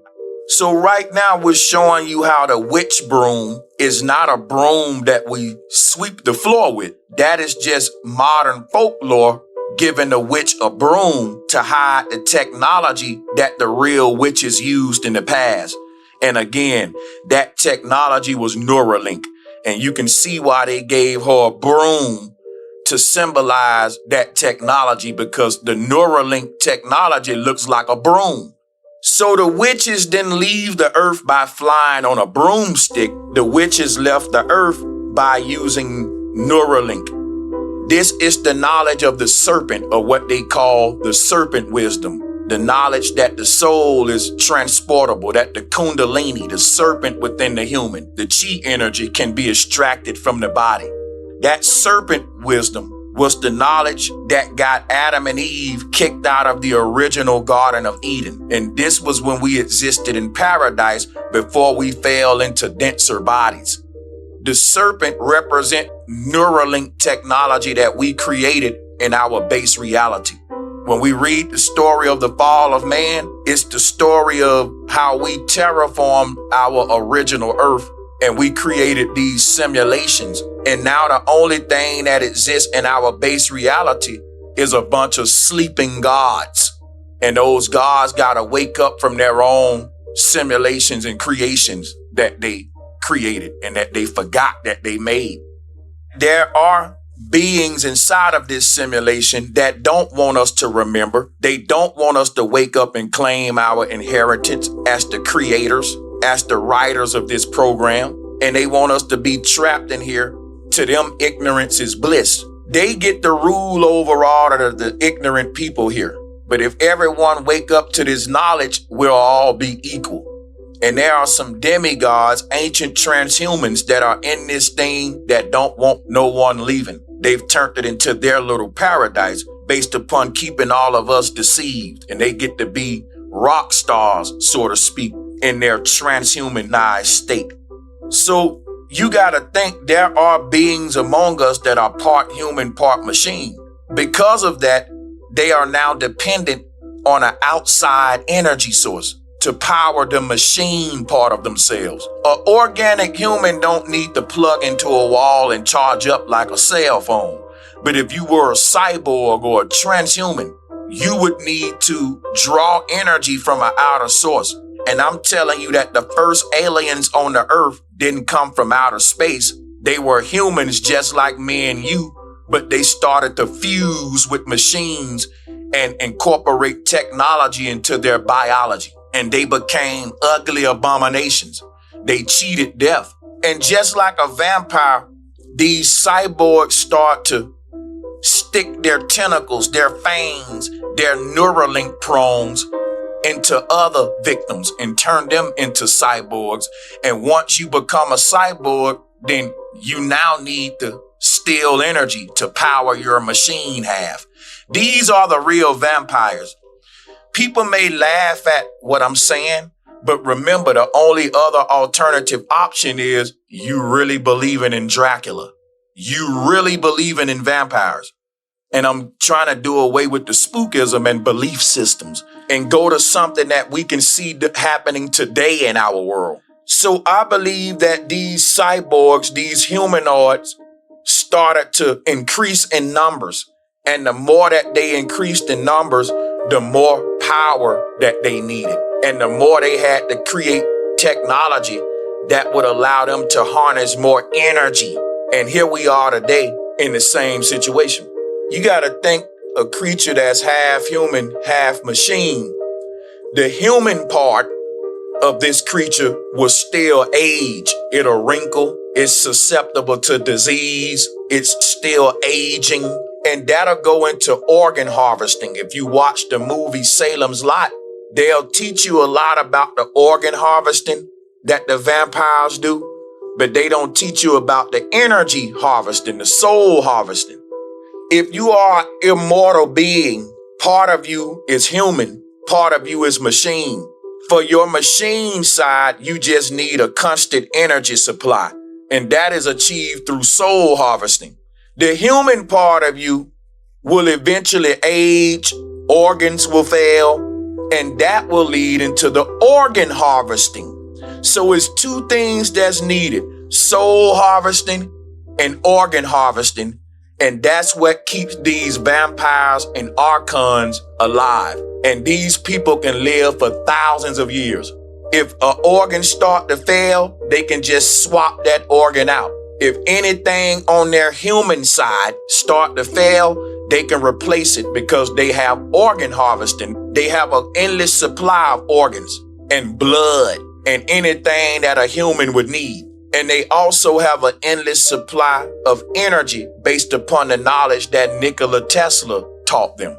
So they have the knowledge to maintain their immortal state. So soul harvesting and organ harvesting are the two main things that we see in all of the scary movies and all that. And we see that a huge target are children. Why? Because children have brand new organs. If I'm a immortal creature, half human, half robot, and I need to keep replacing my human organs to stay alive, I don't want to take organs from people that have smoked a lot of cigarettes, drunk a lot of beer. You've been through that. You know, that's like a man that says he don't want to have sex with a woman that's done it a lot. And if these organs been used a lot, they ain't as new as a child's. Those children organs are still growing. It's brand new. And I believe that there are some creatures that are on this earth or up under this earth in underground cities that are hideous. They are the monsters we see on TV. They are what the Bible called an abomination. And they probably stench with the smell of death, because their human side probably age too long and get rotten. With this kind of technology, you can literally keep a being going indefinitely. Because remember that your consciousness is tethered to a computer, and death is your consciousness leaving the earth. If a person wanted to stay on the earth forever, they would tether themselves to a computer. That'll be like an anchor for them. And no matter what happens to their physical body, their soul won't leave the earth. It'll always be in the computer. And long as it can always be saved in the computer, encrypted. Remember that the word encryption, cryptos is dealing with death. Long as the Pharaoh can always save his soul in the computer, he can always put it into another body whenever he wants to. The body ain't nothing but a shell. The main thing about cheating death is being able to transport the soul into a holding cell until we ready to put it into another body. But if the soul escapes the earth, then that's what death is. Death is when a soul leaves the body and leave the earth and pass on to its next reality. Cheating death is when the soul leaves the body and it stick around on the earth realm like a ghost. We call it a poltergeist. This is a soul that dies, but it don't pass on. It stays here messing around with everybody else. And we have poltergeists. We have demigods among us. We have humanoids.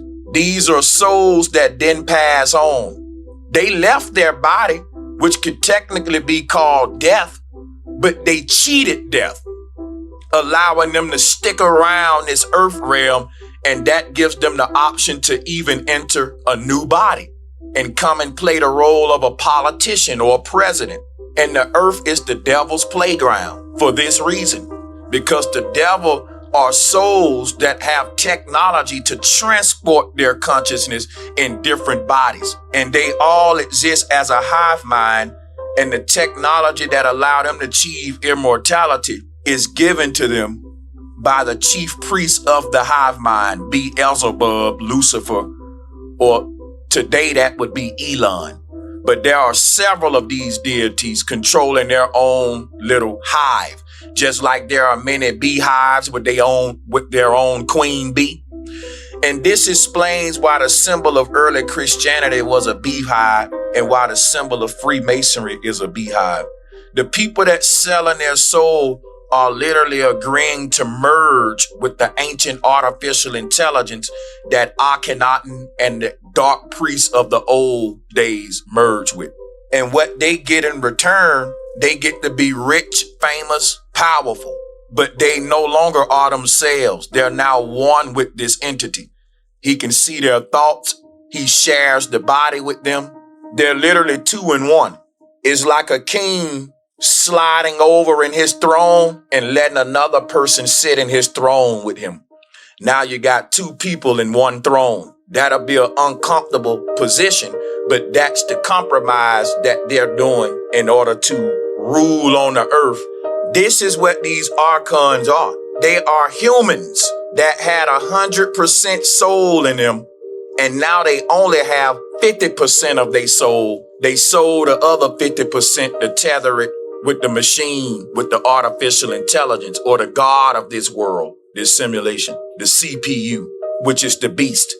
The CPU is the word cup when you rearrange it, and we're going to talk about the Grail in a minute and sync it to this same technology as well, because the Grail will give you immortality, and the Grail is just another form of the Jedi pillar we see the Pharaoh holding that allowed immortality. So today, when we talk about leaving the earth, the technology that would allow us to leave the earth, they give you little green men, little aliens.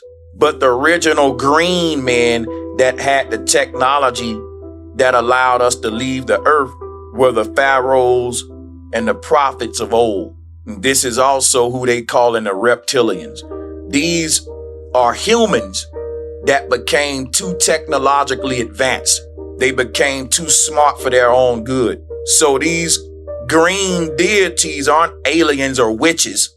They painted these guys green because they were personifying the God body or the Kundalini energy that was leaving the earth through the North Pole. So you will see these pharaohs holding a scepter.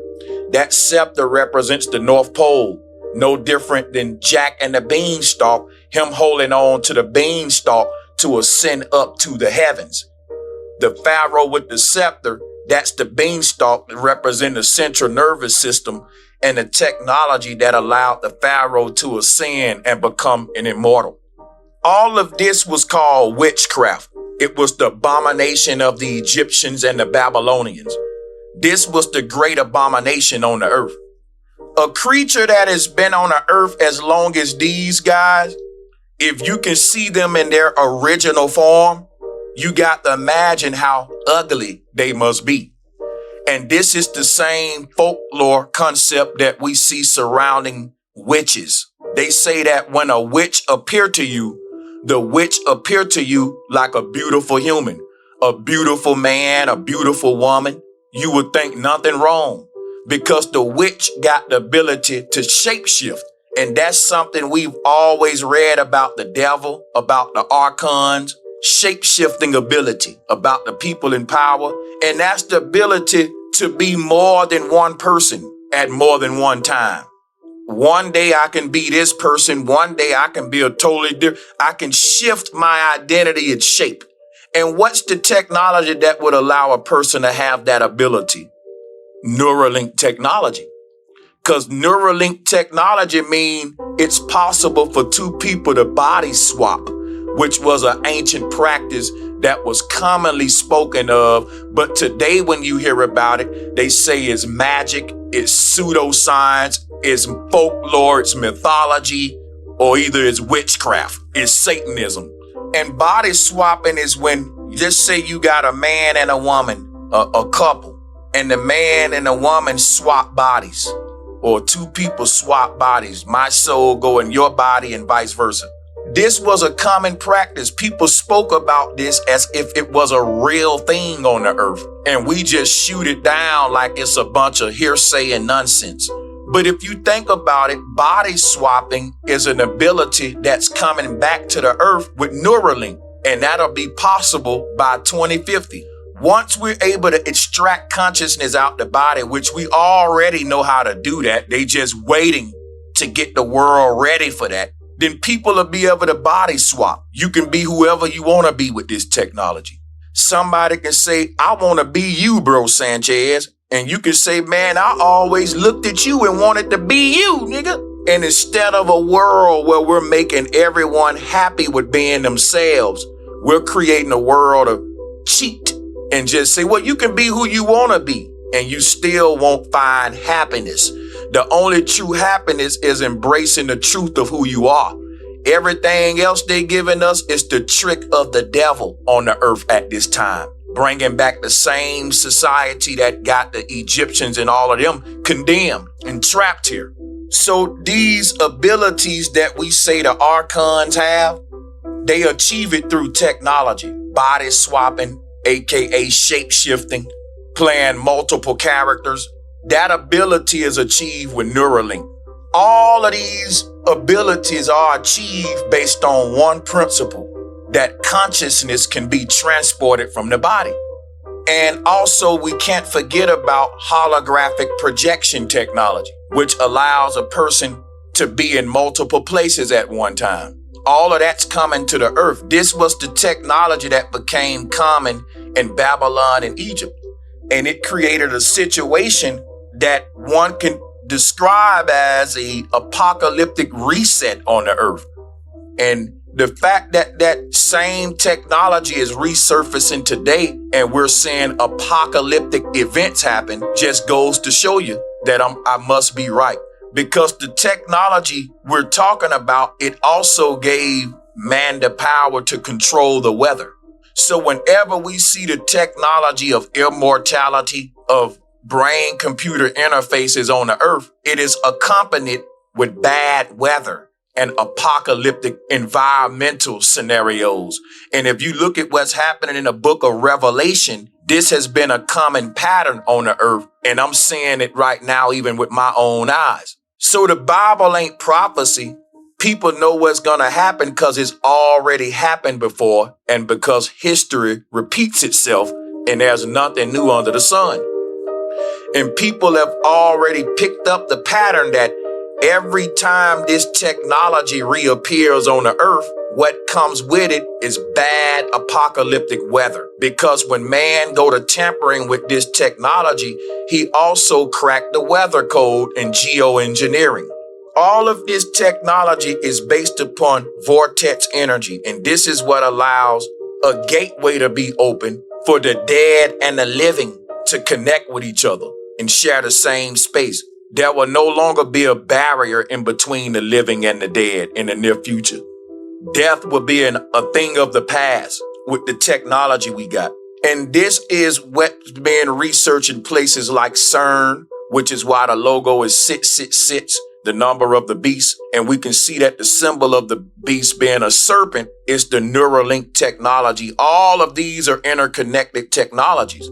This is what life will be like in the future, when souls are able to choose what reality they want to live. Because there will be many simulated realities playing out at once, and you can just leave one computer simulation and go into another one. You can be living multiple different scenarios. And this is what we're headed to. That means we'll be really sleeping and living out life plugged to machines, just like we see in the Matrix movie. And this concept that we see in the Matrix movie with all of the human towers, these are Babel towers. And this is what it means to be harvested by machines. And the machines are the transhumans that are using all of us as we participate in their simulation. We help power the entire thing. So every transhuman has a 50% soul in it but it's only using that soul to power the simulation that it's trapped in. And that's the whole concept of the Ouroboros biting its own tail. It's like a dog biting his own self on the ass. The energy within you that's supposed to allow you to escape the earth, when you merge with the earth simulation, that energy just perpetuates itself in a huge cycle or circle through the earth over and over and over until you unplug. In this case, I don't think they can unplug and they're condemned. So their energy is just going in circles. And that's what the solar system is. The system that keep the soul not progressing forward, but a hamster on a wheel in the Trappist system going in circles. And the Trappist system is 7 alternative universes that these Magi created to keep our soul running in cycles or circles. These 7 alternative universes or 7 chakras were called the 7 churches in the Bible. When they said Jesus created the 7 churches, Jesus is another representation of Akhenaten, or one of these prophets that would have had the technology of Aten. Creating the 7 churches is creating the 7 chakras. The word churches is chakras. Chakras. These are the true temples for God to dwell in. That's why Jesus said that the kingdom is within. The church ain't on the earth in a building. It's in you. And there are 7 churches or 7 circles or chakras. And this is what they call the rings of Saturn or the rings of Satan, the Lord of the rings. We got to break through these rings in order to free ourselves. And the journey of the soul through these rings is symbolic of the Lion of Judah or the MGM lion inside of the circle. So that lion appears as a serpent sometime too, because Christ is the serpent and the lion. But again, this winged serpent creature is symbolic of our soul, which is the Kundalini ascending through the sky vault. If you look at the Aurora Borealis, it's green. And if you think of what's happening, it's like all of this light is being brewed or stirred up at the North Pole. And the North Pole itself is like a witch brew stick, and the deity of the North Pole that's stirring up the heavens was also demonized and personified as a witch stirring up a witch pot or a brew pot. And what color is the brew all the time? It's green. What is the witch brewing up in the pot? That's always green. And when you look inside the witch brew pot, it's like looking into a reality, a whole nother world. You can see souls and ghosts and stuff. It's because the witch brew pot is Yahweh's terrarium, aka the earth simulation. And the reason they got it green is because if you look at the Matrix movie, that green writing is the binary writing and the programming behind the construct. In other words, the true Matrix feed in real life. That phenomena is being created at the North Pole as I speak. The intersection of all the light that's creating our holographic simulation, it's all intersecting at Mount Meru. And in that intersection point, it's the original feed behind all of that light that expanded outward to create the hollow spirit construct. So all of the light that's creating this false world, all of the different colors of it, all of that light can be traced back to one point on earth where all of these angles of light or angels of light intersect and become one. And at that point, we can see the truth and the programming behind the veil. And it looks like a feed, a stream of numbers that are ascending out of the simulation itself. These numbers are flowing through the core of the simulation and around it. These numbers are the program that's creating the construct or space or the terrarium. So the flow of energy around the earth and through the earth is the binary code and the programming of the creators and the binary writing that's programming everything into manifestation, from a tree to a flower and all of that. So when we look at the matrix and we see the green programming writing on the matrix, that famous writing, that's literally what the tree of life is. They call it a feed, and it's literally being fed into a black hole perpetually. And again, another reason why the Ouroboros is eating his own tail. Energy is being recycled. But you don't have to be. It's a choice of whether you want to be in a matrix or not, just like Neo made. So this green writing is literally what we are behind the body. All you are a program, a script that was written and that was manifested. In the beginning was the word. That's the encrypted binary code. That's the program. That's telling the computer what to produce. That's a number code. When you type that in, it becomes an icon or image. And this is how reality is being manifested, which is more proof we're in a simulation, that there's a mathematical frequency and number behind everything here. There's a binary code to everything. And that code is what's binding you to the simulation. That's the script.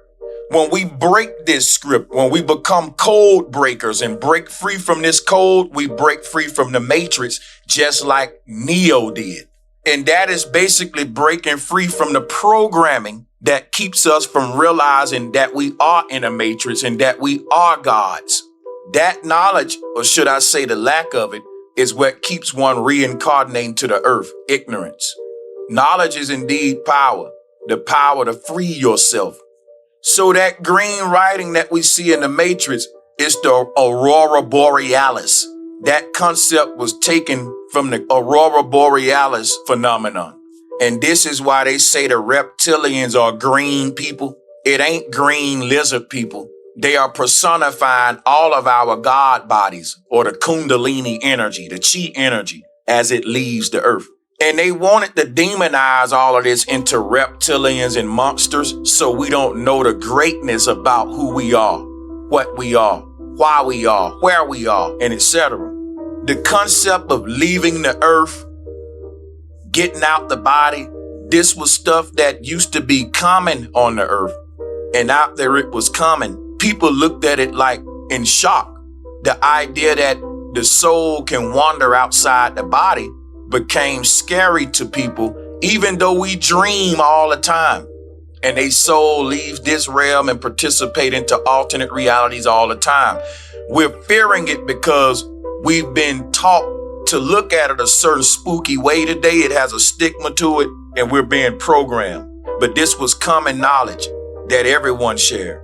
If you see why this knowledge had to go into secrecy, because the people were becoming so dumbed down on the earth that they looked at anyone with this knowledge as a witch or a sorcerer. And just simply having this knowledge would have got you executed. Keeping in mind that there were people who had this knowledge and they should have been executed, because with this knowledge, they wanted to use it to become gods over everybody else. And there were other people with this knowledge. They shouldn't have been executed because they wanted to empower people with this knowledge and bring back and make it common again, like Nikola Tesla. But I believe at some point on the earth, it didn't matter which side you was on. Simply having this knowledge would have been a threat to your life, because people wouldn't want it to distinguish whether you were good or bad. And I don't think they saw any good that could ever come out of a person knowing this knowledge. We had reached a point on earth where basically ignorance was bliss and knowing too much was an abomination. And I can understand how people can feel that way, because think about it. We know a lot today. And what are we doing with the knowledge? Destroying the earth and using it to take advantage of people, to soul harvest, and for a small people with the knowledge to be empowered and the rest to be at the bottom. And this was always the worry and concern. So in attempts to make us all equal, humans said, if we see you doing any kind of fancy stuff and technology, we just gonna kill you, because we don't know how you doing it. We don't know if it's some kind of magic trick, if it's some kind of God power, but we know if we cut you, you still bleed. They went on a witch hunt. And you got to think about it. These witches had all of that magic and all of that power, but they couldn't save themselves, just like Jesus Christ. All the miracles he did, all the magic that those witches did, and they allowed themselves to be burnt alive and tortured in some of the worst ways. Now, if I'm a witch or I'm Jesus Christ and I got this much power, I'm going to use it to save myself. That'll show all of my followers that I am more powerful than the kings on the earth. And that's why you should serve me and fear me more than any king. Why wouldn't you do that? That'll be the best exercise of power. So it was some about these witches that they were so powerful, but they bled like regular people, and they was able to be hunted down and killed by regular men. And to me, my theory is that what made these people powerful is that they were using technology that everybody else didn't know about. Because if they really had magical powers, they would have used it to save themselves. But if somebody say that witch got a stick in her hand, and whenever she got that stick, she's powerful. But if you take her stick away, she don't got no power. The magician without his wand ain't powerful. Then the people realize this person don't got power. The stick got power. And the people will kill the witch and study the stick. And that's what has been happening on the earth. People have killed off all the witches of the past, and they are studying the technology that those Magi used in secrecy so that they can be the modern witches using it against everybody else. And the modern witches are the people we're calling tech gurus and all of that.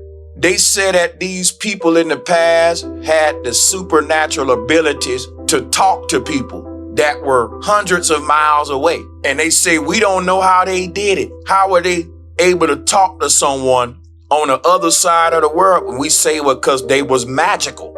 They had supernatural powers, or they had a cell phone. Now, which one is more funnier? Because the idea of an ancient person with a cell phone, people laugh at it. But the idea of an ancient person doing magic tricks and having supernatural powers is very childish. On one hand, someone is making a very reasonable claim that's based upon nothing new being under the sun. They even found cell phones carved in the wall. So this is part one of our presentation dealing with Atenism, which is me showing you that the Egyptian practice of Atenism and the symbolism surrounding it later became the concept of the witch with the witch broom. And the word broom is also a play on the word Brahma. Brahma, which is a Hindu deity that represents the same thing that the Pharaoh Aten represent. The transitioning of the soul, and the fact that when the soul is able to be transported out of the body, they can make many different avatars for the soul in many different alternative realities. And that's why you see Brahma with a bunch of faces, saying he can be any one of his alternative versions. When you see him floating on top of his lotus flower, that lotus flower is them personifying the Neuralink. The petals of the lotus flower are the tentacles of the Neuralink. Again, Satan's claws or Santa's claws, the tentacles of the devil are the Neuralink prongs. If you look at the logo that Elon Musk used for Neuralink, it's the symbol of the serpent or the Ouroboros for these reasons. This serpent symbol come from ancient Egypt, and this is the knowledge of the Egyptians, which is to transport the soul out the body. The word broom, dealing with the object that the witch uses to travel the heavens, it's a play on the word Brahma. Brahma is the name of a Hindu deity which represents the same thing: ascension, out-of-body experience, the soul's journey in the astral plane, symbolic of Brahma traveling on the lotus flower. Brahma traveling on the lotus flower on top of the primordial ocean is equivalent to the witch traveling the heavens on the broomstick. So the broom is Brahma, Brahma. When you say witchcraft, the word craft itself is also in relation to The craft that the witch used for transportation is Neuralink. And Neuralink is being personified as a broom. So words like aircraft, this word is dealing with a type of vehicle. Aircraft, right? Seacraft, soulcraft. I want you to think of the word craft in vehicular terms.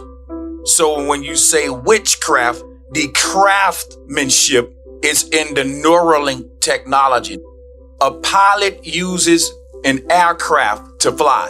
What kind of craft does a witch use? A witchcraft. But what is that? That's a broom.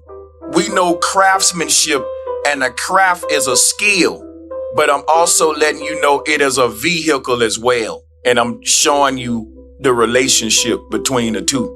So the straws on the broom are the light rays that we see in the Aten symbol. And they are all binded at the top of the broom, just like we see in Atenism. All of our avatars are binded together by our higher self. Our higher self is a culmination of all of our lower selves together. You can see this concept with Power Rangers, Captain Planet, how together they all manifest this one supreme deity. And what I was saying earlier about all of the angles of light intersecting at the North Pole to reveal the truth. In images like this, you can see how all of the archangels are personifying those angles of light or angels of light. And all of these angles intersect to make Christ in the middle, which is the way, the truth, the coding behind it all. The serpent.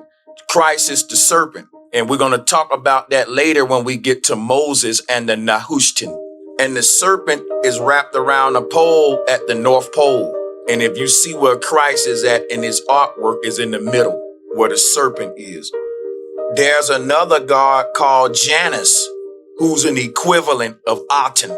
He's another representation of this Pharaoh, this witch, right? This Magi, this ancient demigod.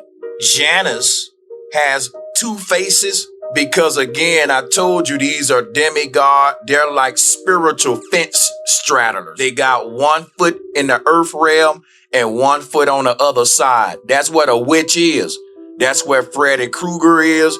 That's what all of these monsters and poltergeists are. They are a hybrid human that's been trapped and transhumanized. And because of that, they got 1 foot in the simulation and 1 foot on the other side. And when you're looking into the eyes of any one of these creatures, you can see bits and pieces of their old innocent self, but it's buried beneath this new monster that took control over them. Just like in vampirism, if a person get bit by a vampire, they become a whole nother person because the influence of the vampire is controlling them.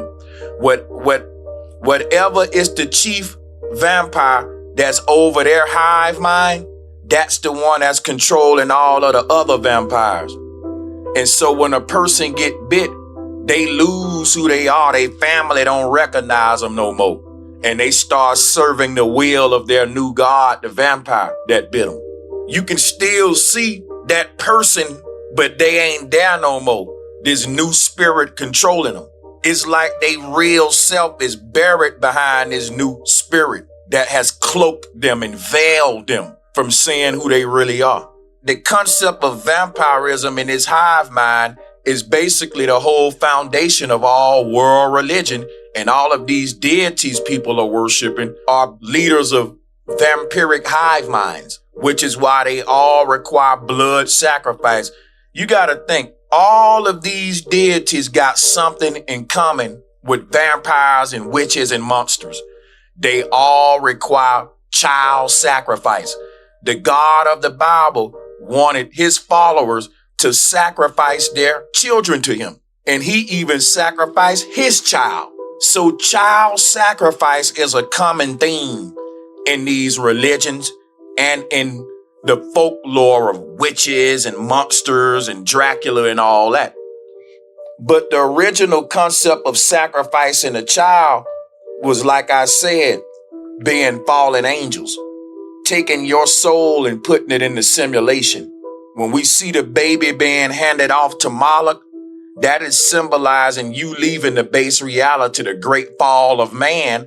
All of us became a fallen angel when we entered the simulation from the other side. We were downloaded. Down mean fall. Uploaded mean rise. And that's what happened when we leave here. Our soul is summoned up to a higher level. There's a stronger computer above this one that's uploading information from this world down here into that one. Think about this. It's like I got a computer now and I get a brand new computer, but it's empty, but it's better than the old computer. And so I start copying all the stuff that I want from the old computer onto my new beast, my new computer. And the stuff that I don't need, it'll be thrown away and tossed out with the old computer. That's what's happening in the book of Revelation. The old earth gonna be tossed away into the lake of fire, and a new upgraded earth is what's coming. At what they're rebuilding as I speak. They're terraforming this place in real time, transforming it. It won't look the same in 2050. We finna go through a war right now that's gonna basically allow them an excuse to erase the canvas and knock everything down, destroy so that they can rebuild basically. So we're still in part one of this thing. I'm gonna be very thorough, and this is Atenism. And as we wrap up Atenism here, the last thing I'll say about this session is that, again, the symbol of Atenism is the Neuralink device, and it's also became to be known as the witch's broom today. And that all of this knowledge of getting out the body and crossing over to the other side, it became occult. It went into secrecy, and it's been demonized and hidden behind spookism today. So much so that you got people waking up today saying, I want to open up my third eye. And the same phenomena that was happening 10,000 years ago in ancient Egypt is happening right now in 2024. What is that phenomena? You have most of all the humans on earth that's been indoctrinated, telling the people that's waking up, you shouldn't open up your third eye. It's so many videos like the ones that I'm showing you right now of people who never open up their third eye, telling you not to open up yours. It's the blind leading the blind, literally, because anytime you have an eye that the Creator gave you and you choose to keep it closed, you can't complain when you stumble and fall. Think about it. If we have this eye called a third eye, then whoever gave us this thing intended for you to use it. The Creator don't give you an eye, an arm, a leg, a nostril, or anything that it don't want you to use. Now think about it. If you were born with a third arm, that would give you an advantage on a lot of people. You having an extra arm, if somebody told you don't use your third arm, it's because they don't want you to use your advantage. Because they only got two arms, and they know if you get to fight with them, think about that. That's three arms punching at them and versus two arms that they got to punch with. If I'm fighting a person with four arms, I'm going to tell them, hey man, don't use your other two arms. Why? Because I want a fair fight. But why would I give you a fair fight when the universe gave me a gift and a perk to make me better than you, to give me an advantage?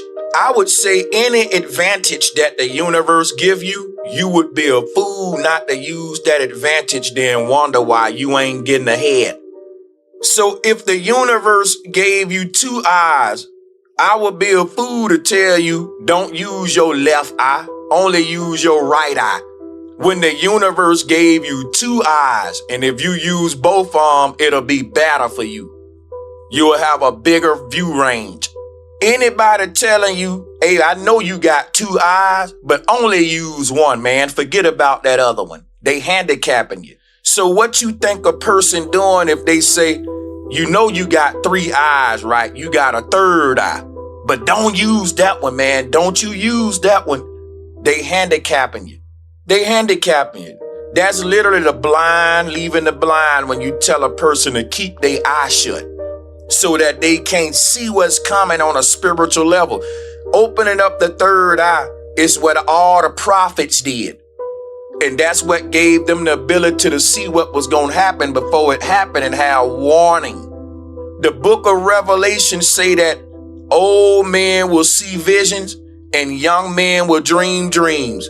But none of that going to happen to you if you close your third eye. And that's why the Bible say that most of the church going to follow the Antichrist right to hell.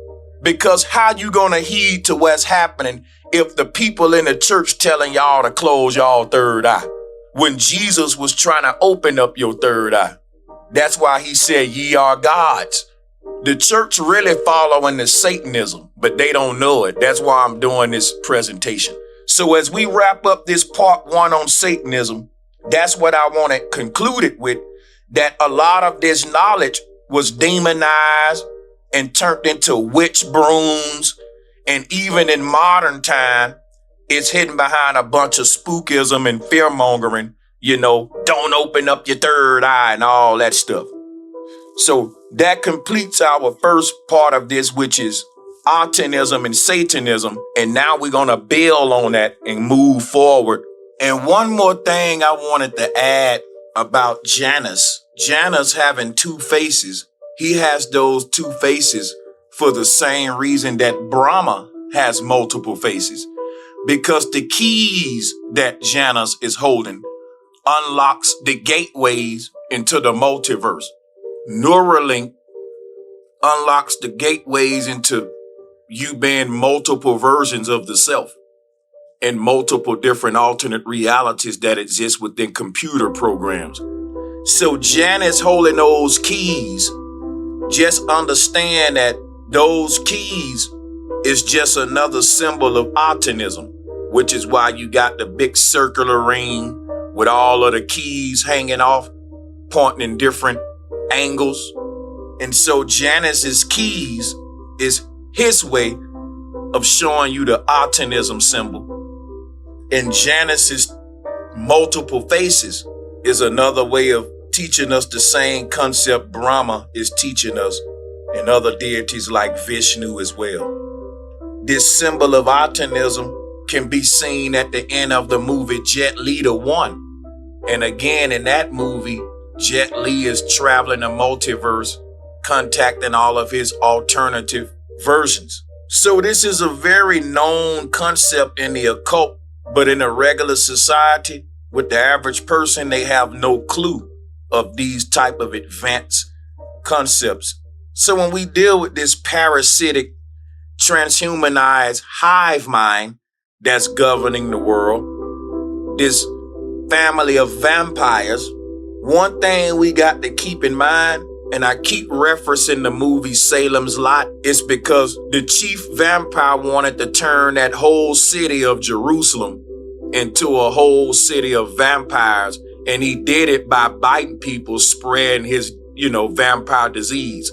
And if you think of the earth like the entire city of Jerusalem, and the technological agenda on this earth is to turn every human into a robot, a transhumanized version of itself. We're literally living out the reality of Salem's Lot in real time. So in today's syncretism, when we're talking about vampires and tech gurus, we're spot on, because the end goal is basically a hive mind world where the tech gurus are the ones that are policing everyone from the inside out based upon everybody being chipped up with Neuralink. They say that we can live in an earth with zero crime because we can see thoughts.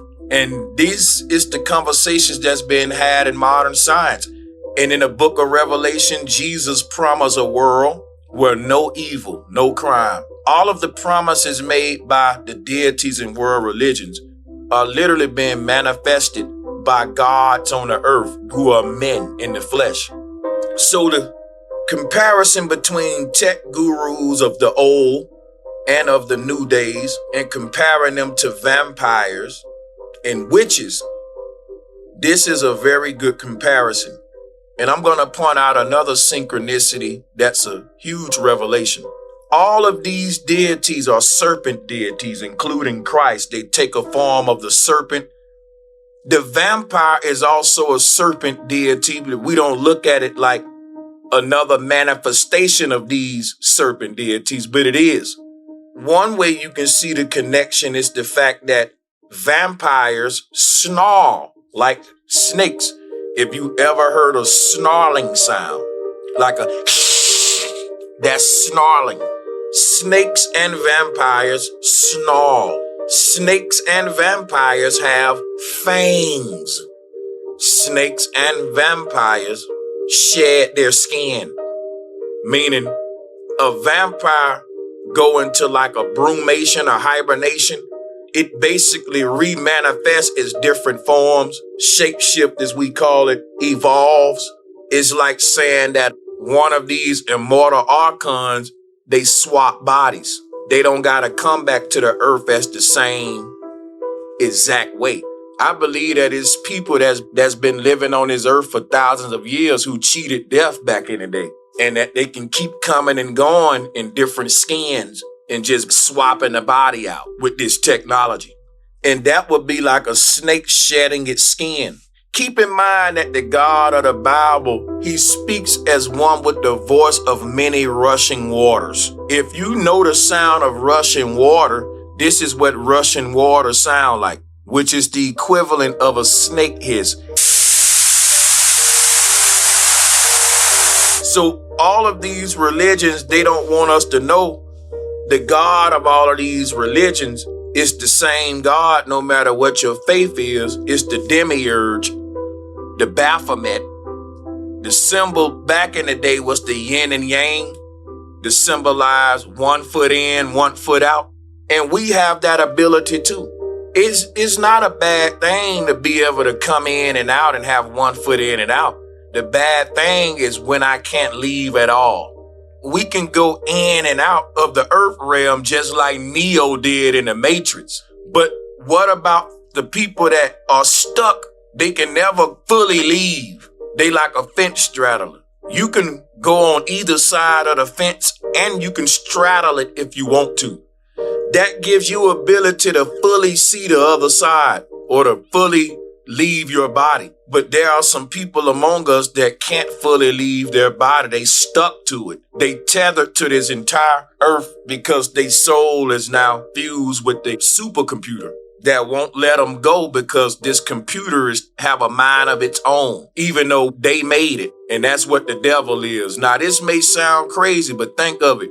They created a supercomputer, quantum computer, created an earth simulation. They populated it with animals and beings, and then they went into it. See, before humans came to the earth, humanoids was already here. Because when we made the simulation, it wasn't empty. We populated the simulation with non-player characters. So the earth was populated with humanoids before real humans came. And then we started to come into the earth as fallen angels in our skins. And then we started to breed with the humanoids. Over time, we forgot we were fallen angels. We started to treat the humanoids equal as humans because we started to fall in love, breed with these non-player characters. The sons of God made it with the daughters of man. This is spiritual beings going in a video game, mating with the computer and forgetting that it's fake because we've fallen in love with our creations. That's like if you're dreaming and the dream is good, you don't want to wake up. And so the people that can't leave the dream try to keep you in a dream and make sure that the dream is good and that you don't want to wake up. And that's basically the situation we're in. And that's what this devil is. It's an artificial intelligence. It's non-human. It's one and many. Just like in a video game, what you call the computer. It exists as everything in the game that's non-human. It's being programmed by the computer. So the next portion, part 2, we're moving into right now. We're going to do a lot of syncretism with the Flail. Many of you are familiar with the Crook and Flail. We're not focusing on the Crook. Today we want to focus on the Flail because the Flail is in direct relation to Atenism, to the devil's pitchfork, and to the ancient Neuralink brain-computer interface that Akhenaten created. So remember that all magicians carry wands. A lot of these deities carry scepters or rods. Moses carried a stick, the Nehushtan. So we're finna go into all of that, the significance of this scepter. So a lot of you may seen pictures of the Pharaoh, and you see him with the crook and the flail. And I'm gonna break down to you the meaning of the crook and the flail, because the flail is in direct relation to the Neuralink technology that I just mentioned. And that brain-computer interface technology is the main focus that I wanna, keep the momentum on, because that was very important in quote-unquote witchcraft or sorcery, because that allowed for the soul to be removed from the body, which opened up the ability to the body swap to be immortal. We achieve immortality, shape-shifting, omnipresence, and etc. So let's talk about the crook and the flail. So a crook is used for herding sheep. Shepherds will use a crook to basically hook the head of the animals. If they are herding long neck animals like chickens or whatever, they can sort of control them with the crook, steer the direction of them. So they would take the hooked end of the crook, and basically if the chicken or the animal is going somewhere they don't want it to go, they would just hook that part. They would catch it by the neck or the leg and basically use it to control the animal. And the reason why the crook is so symbolic is because the crook represent how the manipulators of this world keep us misdirected. In other words, constantly walking toward the slaughterhouse. If you're a sheep and you think that you're getting smart and trying to wake up when all of the other sheep is going into the slaughterhouse, and you a curious sheep that's saying, that don't look too good. Ain't none of them sheep leaving back out of that place, right? So you lingering in the back like, I'm gonna be the only sheep that think outside the bunch and try a different option. Then the shepherd will use the crook to steer you back toward the slaughterhouse, to get you back in the wrong direction. So when we see a lot of the pimps, the fraternities with the candy cane, or the Santa Claus even having the candy cane, basically the crook is trying to achieve the same thing that the flail is trying to achieve. It's a harvesting tool. In this case, if it's time to harvest your livestock, it's time to lead them to the slaughterhouse. That's livestock. You need a crook for that. Now, if you want to harvest plants and grains, you need a flail, which is what we about to get to next. So both of these are harvesting tools that would be used on a farm, and the crook would be used to direct livestock. It's a harvesting tool that would be used to direct livestock. And the flail is a harvesting tool that would not necessarily be used to direct plants, because it ain't livestock. You don't got to steer them nowhere, but it's a harvesting tool. You need both of these for your harvest. And for live animals, you're going to need the crook. But for plants, why you're going to need the flail is because when you harvesting grains, when you want to separate the grains from their husks, then the flail is something where you lay a bunch of the grains out on like a sheet, and you beat the grains with the flail. And as you do that, you are separating the seeds from the pods. You're separating the grain of rice from the husk. That's what the flail is for. Both of these are harvesting tools, allowing you to easily harvest two different things. So we see the Pharaoh with these harvesting tools, and this ain't got nothing to do with regular farming. This has got something to do with the technology of harvesting the souls of humans. And the crook, you use the crook so that you can steer the body. The living body is the livestock. And the crook is the symbol that the Pharaoh is symbolic of, like the TV, whatever they use to control your body with. But see, ultimately, they only controlling your body so that they can eventually infiltrate to your mind by the vices of your body. So if people ain't got little control over their body, they ain't got control over their mind and vice versa. But how these people infiltrated your mind is through your body by worldly vices that you can't resist. So you develop a new mentality that would justify this out of control behavior. You go to compromising the standards that would allow your spirit to ascend out of the earth. So it's a big trap, 7 deadly sin trap. But the flail, when we see the reaper, for example, a lot of people say, well, the reaper is holding a hook. Well, that's literally a flail. The tool that you see this guy with, whipping that grain, that's a flail. And that's what the reaper got. The reaper has a flail. It ain't a blade. A lot of people, it's become a blade today, but originally it was a flailing tool because the reaper takes the soul out the body. And the job of the reaper, what the reaper represent, is the entity that has the technology to remove the soul from the body or separate the consciousness from the flesh. That is the Neuralink technology, which is why I said I really wanted to talk about the flail more than the crook, because the flail is another representation of the Neuralink technology. And the Neuralink technology allows the soul to be removed from the body. So when you think about a grain of rice being removed from the husk pod, you can think about Neo in the Matrix waking up and busting up out of his pod. The real Neo was white and more pale looking, and that's to symbolize the glorified body, the light body that wakes up in the base reality that's beyond the veil. And when we get up out our pod, just like Neo, we open our eyes to the real world for the first time and see beyond the veil when we now made it out of the simulation or the matrix. So Neo coming out of his pod is like a grain of rice coming out of its husk pod. And the person that allowed Neo to be removed from the simulation was Morpheus. And Morpheus is dressed in all black, and Morpheus carries that blade because Morpheus is another personification of the Reaper, or the one that's ripping Neo out of the matrix, unplugging him, ripping the plugs, the Ripper, that's Morpheus.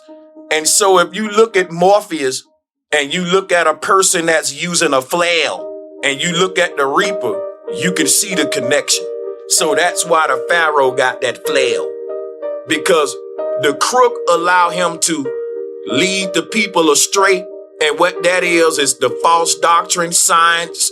That's the world science we're given today that don't want you to know that the earth is flat, that don't want you to know that the ancients were smarter than us and we just reverse engineering their stuff.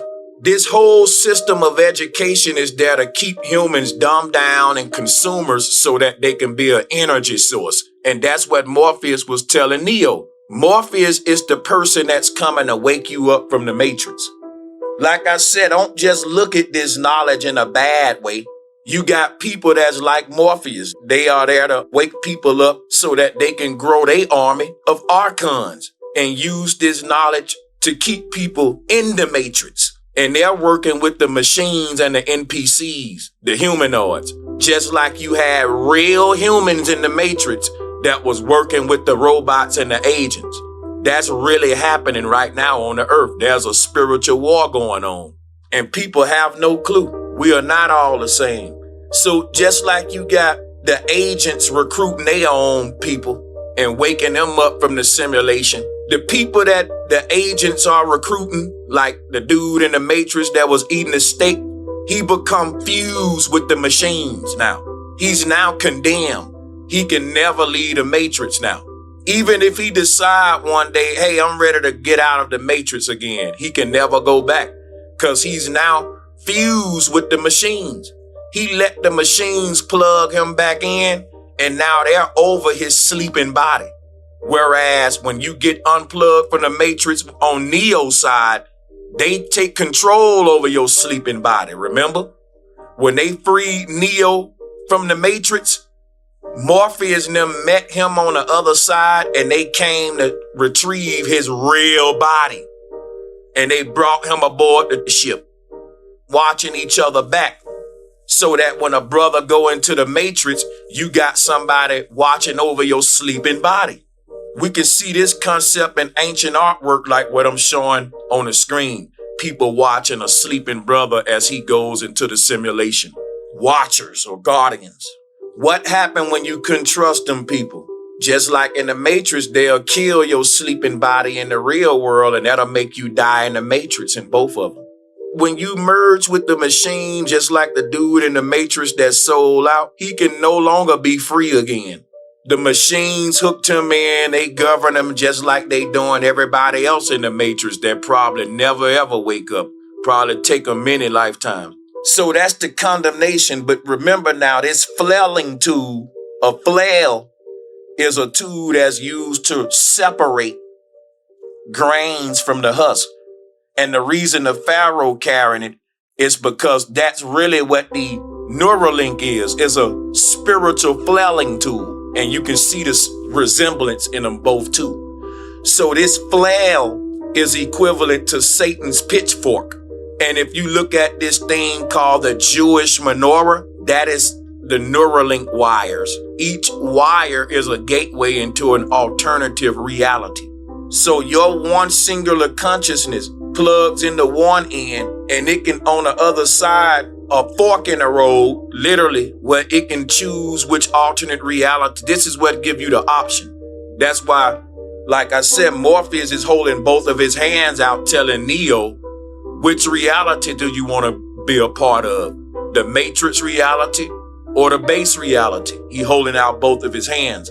And the two pills that Morpheus is offering to Neo is the two holes that you see in the Ouroboros snake, the truth and the lie, duality.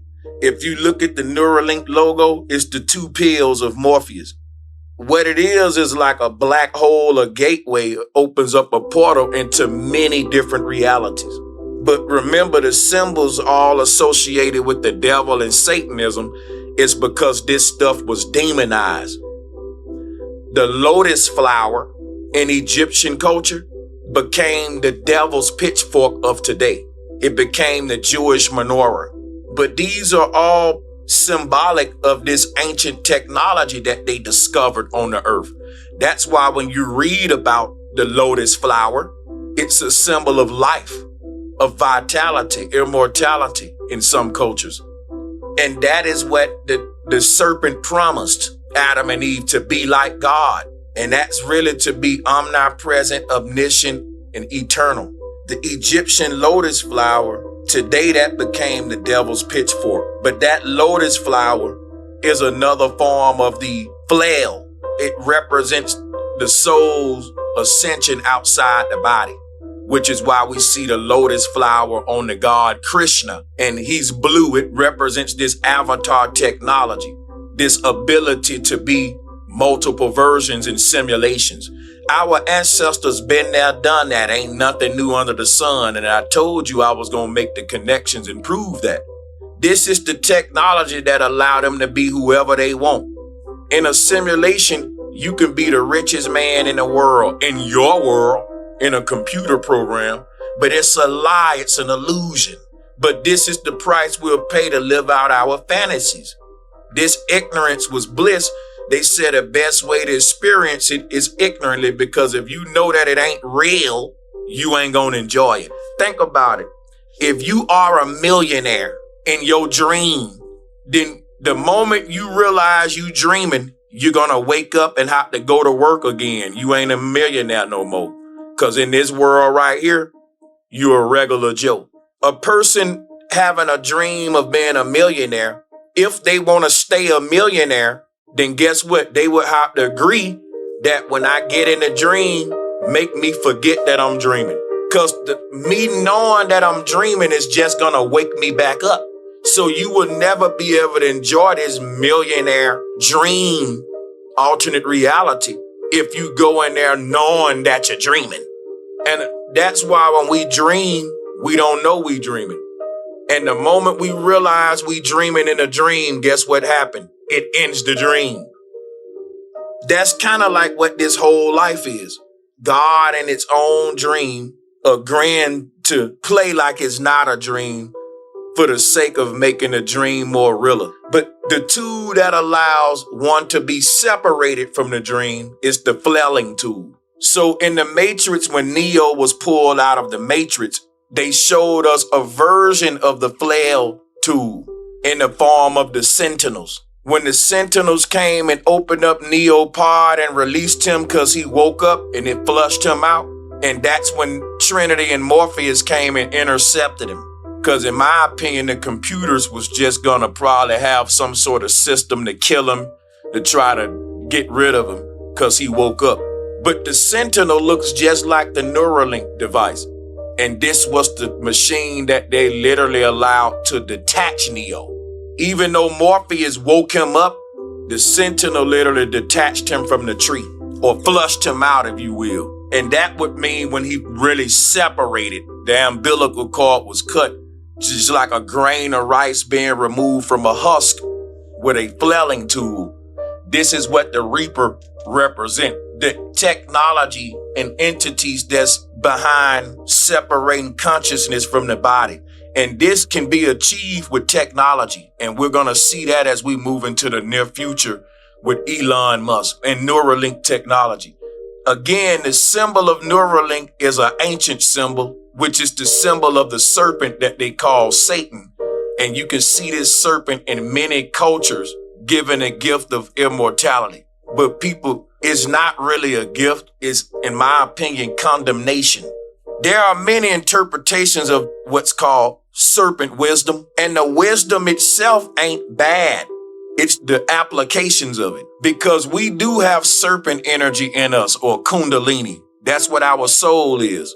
We were taught to live by good morals on the earth and do good deeds, and a person can achieve immortality by becoming a good person and through many incarnations. The people in power cheated that.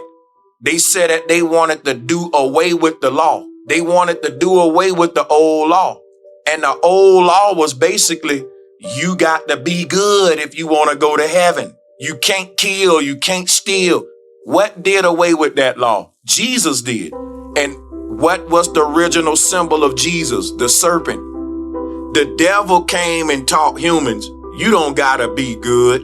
You can do everything God doing with technology. And the technology of the serpent is this Neuralink technology. Because what was promised to mortal humans to activate their soul out the body was that the only way you gods that's trapped in the human flesh can get out of that flesh is to master it, to overcome that flesh, to quit being so sexual, so violent, so full of pride.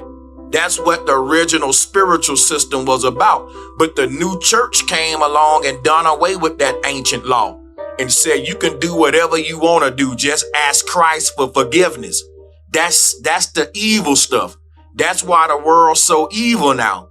Because the old law was done away with. You basically can be a murderer. Long as you ask for forgiveness, you good. The promise of immortality was something you had to earn. Through multiple incarnations, your soul can be free from the body, free from the simulation, when the ancestors felt like you have learned righteousness through mastering yourself. And the people in power, they didn't want to master themselves. They wanted to cheat it. They wanted immortality. They wanted all of the gifts of the gods, which was you can't get sick no more. You don't age no more. You stay beautiful forever. You young, you don't age, you're immortal. All of the promises that come with the tree of life or the Holy Grail, the gifts of the gods. You had to earn those by being a good person. There was a group of people on the earth that said, you know what? We don't want to be good, but we want all the gifts. And so they got busy creating technology that would simulate the gifts of the gods without you having to be good. The only problem with that, the gifts that the gods enjoy, they enjoy those gifts in heaven outside of the earth realm. Now you got people walking the earth with the gifts of the gods, but they ain't ascended nowhere. They made their own little synthetic heaven where they can act like the gods and play God, but you ain't really God. See, guys, we don't got to play gods because we are gods. The people that's using technology to do what the gods can do without the technology, they are convincing the gods to play gods when why are you acting like something you already are? These mad scientists that's controlling this earth with technology, they playing God because they ain't God. You don't got to play with it. This ain't no act and no play with you. They wish they can be what you are and do everything without technology. You can do everything that they trying to do, but they can't do it without technology. You can do it without technology.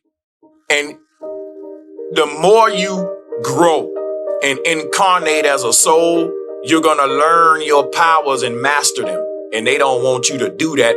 They want to keep you stuck on the earth with them so they can harvest you for your energy. They can't go no further than the earth. In the realm of the gods, in the higher realms, there is no aging. There is no pain and suffering. There is no disease. And the people on this earth, they're trying to create that situation down here. And the energy and power is limited here because it's being harvested from the people with souls. You got a bunch of hyenas fighting for a dead corpse. That's what's going on in this world.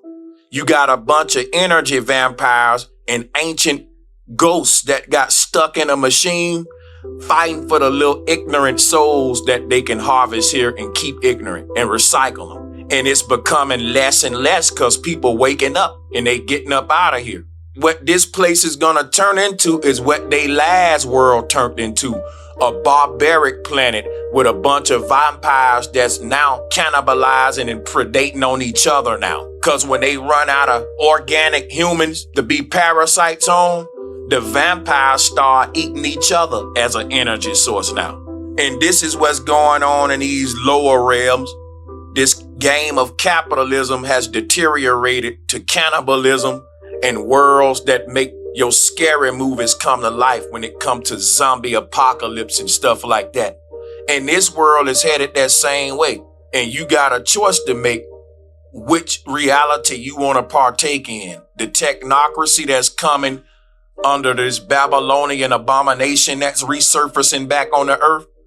Or will you free yourself? Because it say most of the world is going to accept the chip of the serpent and be recycled by these ancient demigods that created this simulation. They stuck in it. So they don't care what happened to you, man. They condemn. It's just like the devil. They don't care if you get stuck with them and your soul gets stuck too. So this flailing tool is basically the symbol of Atenism and everything I'm showing on the collage. It's the keys of Janus.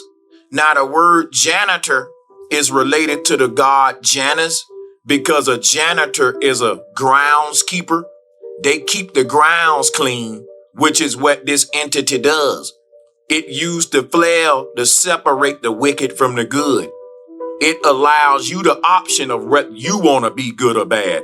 And whichever pill you take, it separates your consciousness from the base reality and put you in that particular reality you chose. It don't just throw you in hell. It gives you the choice. But once you get in hell, it's hard to get out. Because like I said, hell is a simulation and there are non-player characters whose job is to be the adversary and keep you here. When the Bible say, come up out of her, my people, it's talking about Egypt. The entire earth is a golden quantum computer, a simulation that is in ancient Egypt right now. And inside of that quantum computer is a copy of the earth. So inside this simulation, we can take a trip to Egypt, but you're not in the real Egypt. I'm telling you, if you were to see the other side right now and get out of your body and see beyond this simulation, you will realize you're in Egypt right now. Our entire universe is a computer in Egypt is what I'm telling you. And it looked like a big Grail cup that's coming out the ground. And this big computer in ancient Egypt, the ancient Egyptians are using it as a energy source, a free energy source, which is why it's a big conspiracy to keep souls trapped in this thing. This is the genie's lamp. It looked like a big golden genie's lamp with a bunch of genies in it. We are the genies. What is the genie? Your body, the blue avatar that's being projected inside the lamp. Inside this genie lamp is a copy of the base world that's on the outside. But we never really saw the real world before. Our entire universe is in just one location in the real world in Egypt, which is why everybody in this universe worship the Egyptians and the Babylonians. Our entire universe belongs to the ancient Egyptians and Babylonians and all of them that created this technology. And the thing about it, if you're like me and you know all of this, when you die, they don't want you in their simulation no more. You leaving their simulation is doing you a favor and them a favor. They only want the ignorant people. That's the beauty of it. Because if you ignorant, you agreeing that you enjoy their simulation. It ain't nothing gonna save you but the moment you get tired of playing around and you say, man, I want to ask questions about who am I? What am I?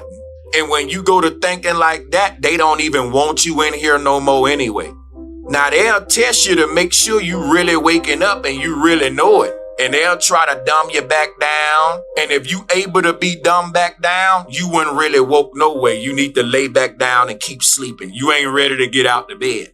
When you ready, you'll get out and they won't be able to hold you. And guess what? They know that themselves. They know that. They know when the soul is fully ready to wake up, we won't even be able to hold them in here. That's why they don't even feel guilty. Think about what a groundskeeper does. It cleans up the grounds. And that's what these guardians are doing.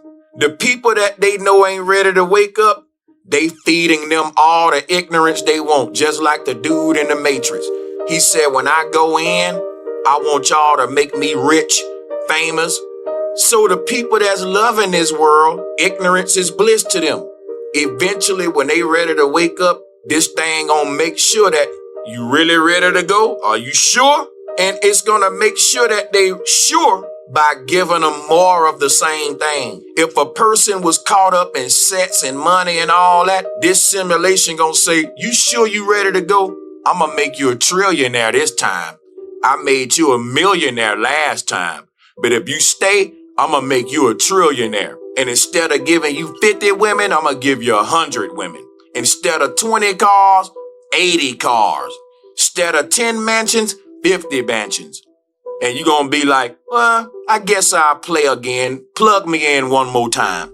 And when you play that time and get tired of being a trillionaire, they gonna say, look, you can brew the whole shit. We can build you a simulation where you're God. They will try everything to keep you from moving on and ascending from this low point. And guess what'll keep you here? If you say, well, damn, I wouldn't mind ruling the world. That's better than being a trillionaire if I can just be God, huh? That's your pride and ego that make you want to be over everybody. That's what made you want to be a millionaire, trillionaire. So guess what? You can't really blame the archons. That's like Morpheus saying, look, man, you can wake up from this shit and go back to living the truth, or you can go back to being a rock star, but it's a lie. These are the guardians. That's why I'm showing you the dude with the flail. That's what Morpheus represent, because the word Morpheus means transformation, when something is morphing. And that's what he did to Neo. He transformed him. He did it with a pill. And that's what the flail represent, because the pill allowed Neo to separate his consciousness from the matrix. If you research what a flail is, it is a thrashing tool. And it can be used as a slave's whip too. So if you want to whip a slave on the back and give it lashes, you hit it with the flail too. If you sell your soul to the hive mind, the same thing make you laugh can make you cry. If you piss these witches off and they got the ability to transport your soul, they can put you in any kind of computer simulation. They can literally manifest hell with the fire burning and transport your soul to that. Whatever your worst fears are, they know it because they know your mind with Neuralink. And by them knowing your worst fears, and they saying in the future, people with Neuralink will be able to program their own dreams at night and go and live that out. We had that ability before Neuralink. These are just transhuman people that are gaining an ability that the gods had, but they gaining it with technology. They ain't telling you you can do it without technology because they want to drill in your head and make you part of the hive mind, and by promising you gifts that you already got. If you look at this God called Jesus, his earliest form was called Serapis, and he wore a cup on top of his head. That cup on top of Jesus' head is another form of the Tefillin. And what that represent is the Neuralink technology, which is the technology that was used to make these people gods. Because before that, their pineal gland was calcified, as some people say. They say it's calcified. I say it's non-existent. Our head is called a temple, and some of those temples are occupied by gods, and some are just empty temples. That's what separates humans from humanoids or mankind. They are a kind of man. They look like a human, smell like us, sweat like us. Only difference is they don't have a soul. So they don't have free will and they don't have an individual consciousness.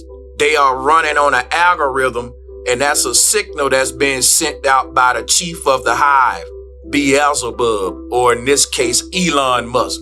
Elon Musk are initiating everyone willing to get Neuralink into an ancient mystic order that existed in Babylon and ancient Egypt. And this is an old witch coven of souls that's been trapped on the earth for thousands of years. And they've been recruiting new souls into it every harvest, or what I call every great reset, every harvest time. During these harvest times, it's a rule, ready or not, here it comes. And if your soul ain't ready to leave right now, too bad. You're going to be recycled and harvested with the transhumans until you are. And the next reset going to be a couple more thousands of years. So this flailing tool is the devil's pitchfork. It's the Egyptian lotus flower. Again, we see that lotus flower in Hindu culture. And that's what allowed Krishna the ability to travel the multiverse. Again, it's the keys of Janus. And Jesus held up those keys that gave him the powers over life and death, which is what the Pharaoh achieved with this Neuralink device. And again, this Neuralink device is what the Flail represent, the thing that separates the soul from the body, just like it separates the grains of rice from the husk. So you will see a lot of deities that are other forms of the Reaper, carrying some sort of crook or some sort of flail, just to represent the tools that are being used during harvest time that assist these demigods in shepherding their flock. And that's what that means. The tools that make this thing possible, the technology that allowed it, the Pharaoh, the ability to be a trickster, a deceiver, and a quote unquote witch or a vampire. And again, the fangs of the vampire are the prongs of this Neuralink.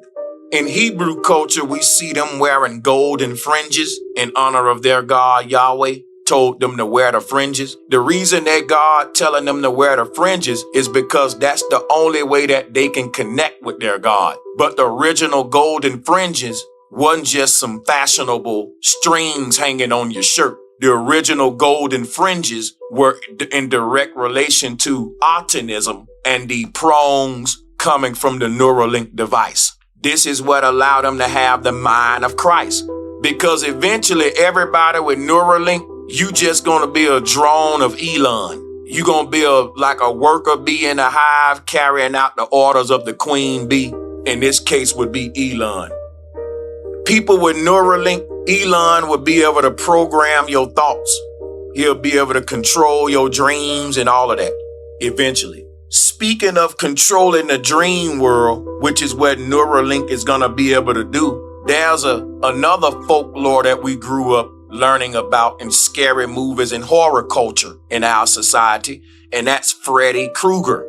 Freddy Krueger. And if you look at Freddy Krueger's whole appearance, it's just another form of Janus and another form of Aten or Satan.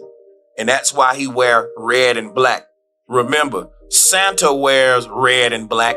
Santa's claws are the prongs of this Neuralink device, Satan's claws. And this is why Freddy have long claws, because he's personifying Santa. He's personifying the Neuralink technology, or the things that allows the dream world to be invaded. Do you understand me? Neuralink gives Elon Musk a gateway into your mind. And this is what Freddy Krueger was. He was a creature that was able to infiltrate the minds of children.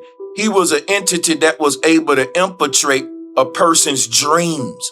And the technology that allowed one to literally have a gateway, a direct gateway into a person's mind, is Neuralink technology. It literally is Freddy Krueger technology, which allows the dream world to be infiltrated by an outside entity.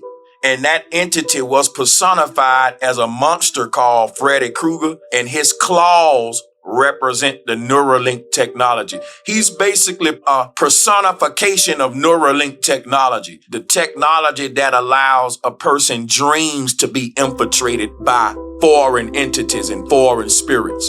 So he represents the gateway, a gateway portal within a person that's being opened without their full consent, because nobody wants Freddy Krueger in their dreams. Nobody want him chasing them around in their mind. And that's the same thing with the Neuralink people. They don't want their thoughts to be infiltrated. They don't want their dreams to be controlled. But eventually, if Elon Musk wanted to do that, he could. It's literally a situation where you got to trust him. And I don't trust him, which is why I would never get it. And the Bible say don't get it, that you can't trust him. The Bible say that everyone that follow the Antichrist, they won't even be themselves no more. Basically, the Antichrist gonna have all of his people like a drone army, a walking hive mind on the earth eventually. He'll be living through all of his people, just like Christ doing with his people. All of these are false prophets using the same technology to harvest their spiritual slaves on the earth over and over again. It's like two different entities talking crap about the other one when both of them want to do the same thing to you. Keep you as a perpetual slave on the earth realm serving them. That's the end goal for all Christians in the kingdom of Zion with Christ. So this flailing technology is very interesting. And this flail is the witch's broom. And again, the word broom is Brahma. If you look at the god Brahma, he's personifying this Neuralink device and how it allows the soul to travel the primordial waters. Traveling the primordial waters don't mean you ascending, though. We can travel these other layers of reality through metaverses, simulations, and artificial ways. And that's what I'm telling you about the Abrahamic religions. All of the religions that's based upon the Abrahamic faith, they are practitioners of Brahma, of the Brahma technology. And the end goal of all of these world religions, which are all Abrahamic faiths, is Neuralink, science, and technology, and the Vatican and the papacy on the earth, harvesting souls, the New World Order. That's the new religion that just came onto the earth a few thousand years ago. I'm giving you the old religion, and that's the old law, which is to be good, treat each other right. Don't be like the world. Money ain't everything. Do unto others as you have them do unto you. That's how you activate your true light within you. When you doing bad and evil, you dimming your light, and you making it hard for yourself to ascend. These demons or damnmans, these are humans that had a soul, but they became so evil, they damned their light. This is how Satan got kicked out of heaven, because they all used to be beautiful angels. All of these archons were once beautiful angels, just like us. But their ego, their wrath, their pride, the 7 deadly sins, it mutated them into these witches that's now trapped in such an evil state they can never be righteous again. It's a bottomless pit of wickedness. They've turned so far away from the true light within themselves, they are what we call dim men or demons. These are men, but they are just dim their light. They are dark men. They are capable of doing some of the most evil, inhumane things because they lost their humanity and they become beast-like savages. And the word beast is dealing with computer. Why?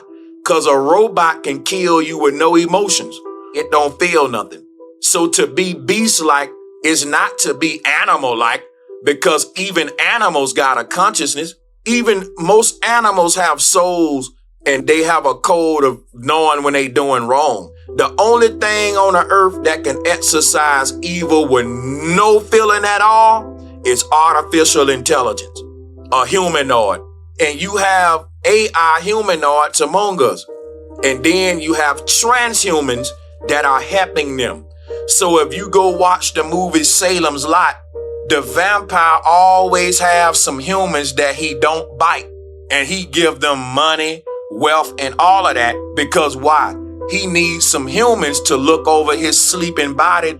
The people that rule this world, is certain limitations they got based upon them relying on all this technology to be immortal. They need real humans to help them out. It's people, y'all, that got souls and they selling them. It's people like me and you, they got a soul and they are working with these devils and transhumans just because they get the ball out. But if you watch Salem's Lot, the vampire don't bite everybody. He come to some humans and he offer them wealth. He offer them power because he need a real organic human being on his team too. And that's the armor that we up against. We got human being sellouts and you got ancient cyborgs that are half human, half machine. And then you got full-on humanoids that are just human bodies, but they full machines. And these are the ones controlling the cyborgs and the regular humans, just like in the Matrix. The agents are controlling the transhumans and the real organic human beings. They trying to control them too. I'm showing you how the hierarchy work in the world and the different type of beings that you got. You got human beings that they are us, but they not us because they sold out just because they so thirsty for power. And eventually at the end of their life, they're going to request permission to merge with the machines to become a transhuman because they ain't going to want to part with their wealth and all of the power and status that the hive mind gave them. So eventually they will become merged with the machine when they biological life expire. So this is one of the things that they are promised as well, eternal life, after they've carried out their missions for the Shaitan. So just like we are promised eternal life in the heavens with our ancestors in the ancestral world, if we carry out our missions, the same goes for the other side as well, except for they can't ascend. They are just promised to basically come back again as a wealthy person. It's a monetary system with them. Their heaven is on earth with money. In their system, hell would be, you're going to come back, your next body going to be maybe like a manager at McDonald's or some shit. And you used to be a damn corporate guru. So when you research the devil and folklore, it's the same deity as the leprechaun, all of these other deities that's promising you wealth in return of a vow. You doing something for them or carrying out their will in the flesh, and you're bound to that promise. And we saw that again in the Matrix. You do something for the machine and they'll make you wealthy. That's really happening on the earth. It ain't a red dragon that they selling their soul to. It's a technological device that's allowing their soul to leave their body. And once they cross over on the other side in these simulated worlds, then there can be all kind of entities that exist within computer programs, alternate realities. And that's when they really meet these different beings that we read about in mythology, such as Satan, the devil, the Pharaoh, Aten. A lot of the prophets in the Bible, when they met God, they met him with an out-of-body experience. And the God of this world exists just beyond this physical layer on the astral plane, which is what Freddy Krueger represents. The ability for them to walk in and out of the astral plane and back to the earth realm is what keep them ahead of everybody. That's an ability we had. And that's the ability Freddy got and all of these other deities that I mentioned, what they have. All of the prophets boasted that they were men who was connected with God. Because they was connected with God, it gave them abilities others didn't have. You connect with God via this technology that existed in the ancient world that literally allowed you to connect through Starlink, through Neuralink, and link up with this entity. So again, the logo on Neuralink is the symbol of Satan or the serpent. And the God that everyone was trying to connect with, they kept asking it for blessings, money, and wealth, and abundance, and prosperity. This God of money, or Satan, that promises wealth in the earth, his symbol was, again, the Nehushtan, which is the symbol of the US dollar. The only way that this entity can keep souls coming back to the earth is with the promise of wealth, prosperity, and all that. Once we get tired of playing the money game, we can free ourselves. When there's no amount of money that we willing to come back to the earth for, then we are allowed to free ourselves. And this is what they was teaching it throughout all religions. Even Christ taught you got to detach from secular things. So the root of all evil, right? Money. It allows you to indulge endlessly in any secular activity you want. People with a lot of money, they don't want to die, man, because who want to leave the world when you're having that much fun? So this is why the richest people always invested into immortality. Even the pharaohs in Egypt, one thing they realized, I love life so much, I don't want it to end. So they use their wealth and power to technologically cheat death. And this is the technology that allowed them to do just that. So when people talking about connecting with God, they really talking about connecting with this demigod, this false god. And the way that the prophets and all of these men of old connected with this being was through this technological device, which bears the mark of this being. And they said that the followers of this being had the mark on their forehead. Even in ancient times, they were called the followers of Serapis and the followers of Remphan. These people are coming back to the earth in our time because when Neuralink is introduced in the near future as an upgrade for humans who want to achieve superhuman abilities, then it's going to separate the masses. You're going to have humans and you're going to have transhumans or superhumans. And you're going to have to specify that on a paper when you go into places, just like you say, what race are you? What gender are you? Are you even human or not? Are you a robot? And that's a question we already got the answer now. They already getting you used to that because that's where we headed.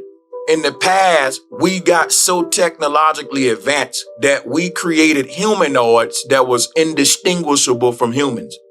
And I'm sure that you had to specify that in public, whether you were human or robot or quote unquote mankind or man. At some point, I'm pretty sure that the machines rebelled and said, listen, if we're all gonna be equals, why do we got to make these specifications? If we're gonna treat robots with the same respect as humans, why do we need to know now? It's like a don't ask, don't tell. You don't got to specify if you black or white. Why? Because ain't nobody racist, right? And this was the thing that happened on the earth. At some point, we gave the humanoids equal rights. And part of that equal right covenant was you don't have to identify. If you look at what's going on in the supermarkets, they don't have to tell you the genetically modified food versus the natural organic food. In other words, the same thing happened with humans. They stopped telling you who's organic and inorganic. They wanted to blur the lines on that so that the inorganic world and organic world can coexist as one without any separation and division. It was almost as an attempt of unity by ignoring the fact that we're different. Because as long as we acknowledging these differences every day, then different is what? Divide, differ. And if you want to get rid of this divide, you would teach over time there are no difference with man and mankind. And that would please the machines, and they would be wolves in sheep clothes now, able to blend in. And I think that once we fuse with them and let them blend in with these equality laws, they silently infiltrated us in politics and power and took over. Because how you gonna compete with machines? It was a bad idea altogether. Ever since we created them, they have been policing us and ruling over us. And that's what we going back to today. That same system have always been into play. It just haven't been visible. But now they're doing it right in front of your eyes and nobody asks questions because they're passing it off as if, hey, the world is just getting more technological. Not the fact that the machines are destroying and rebuilding the world. And when they do that, it's going to resemble a world that's more suitable for a machine than a human.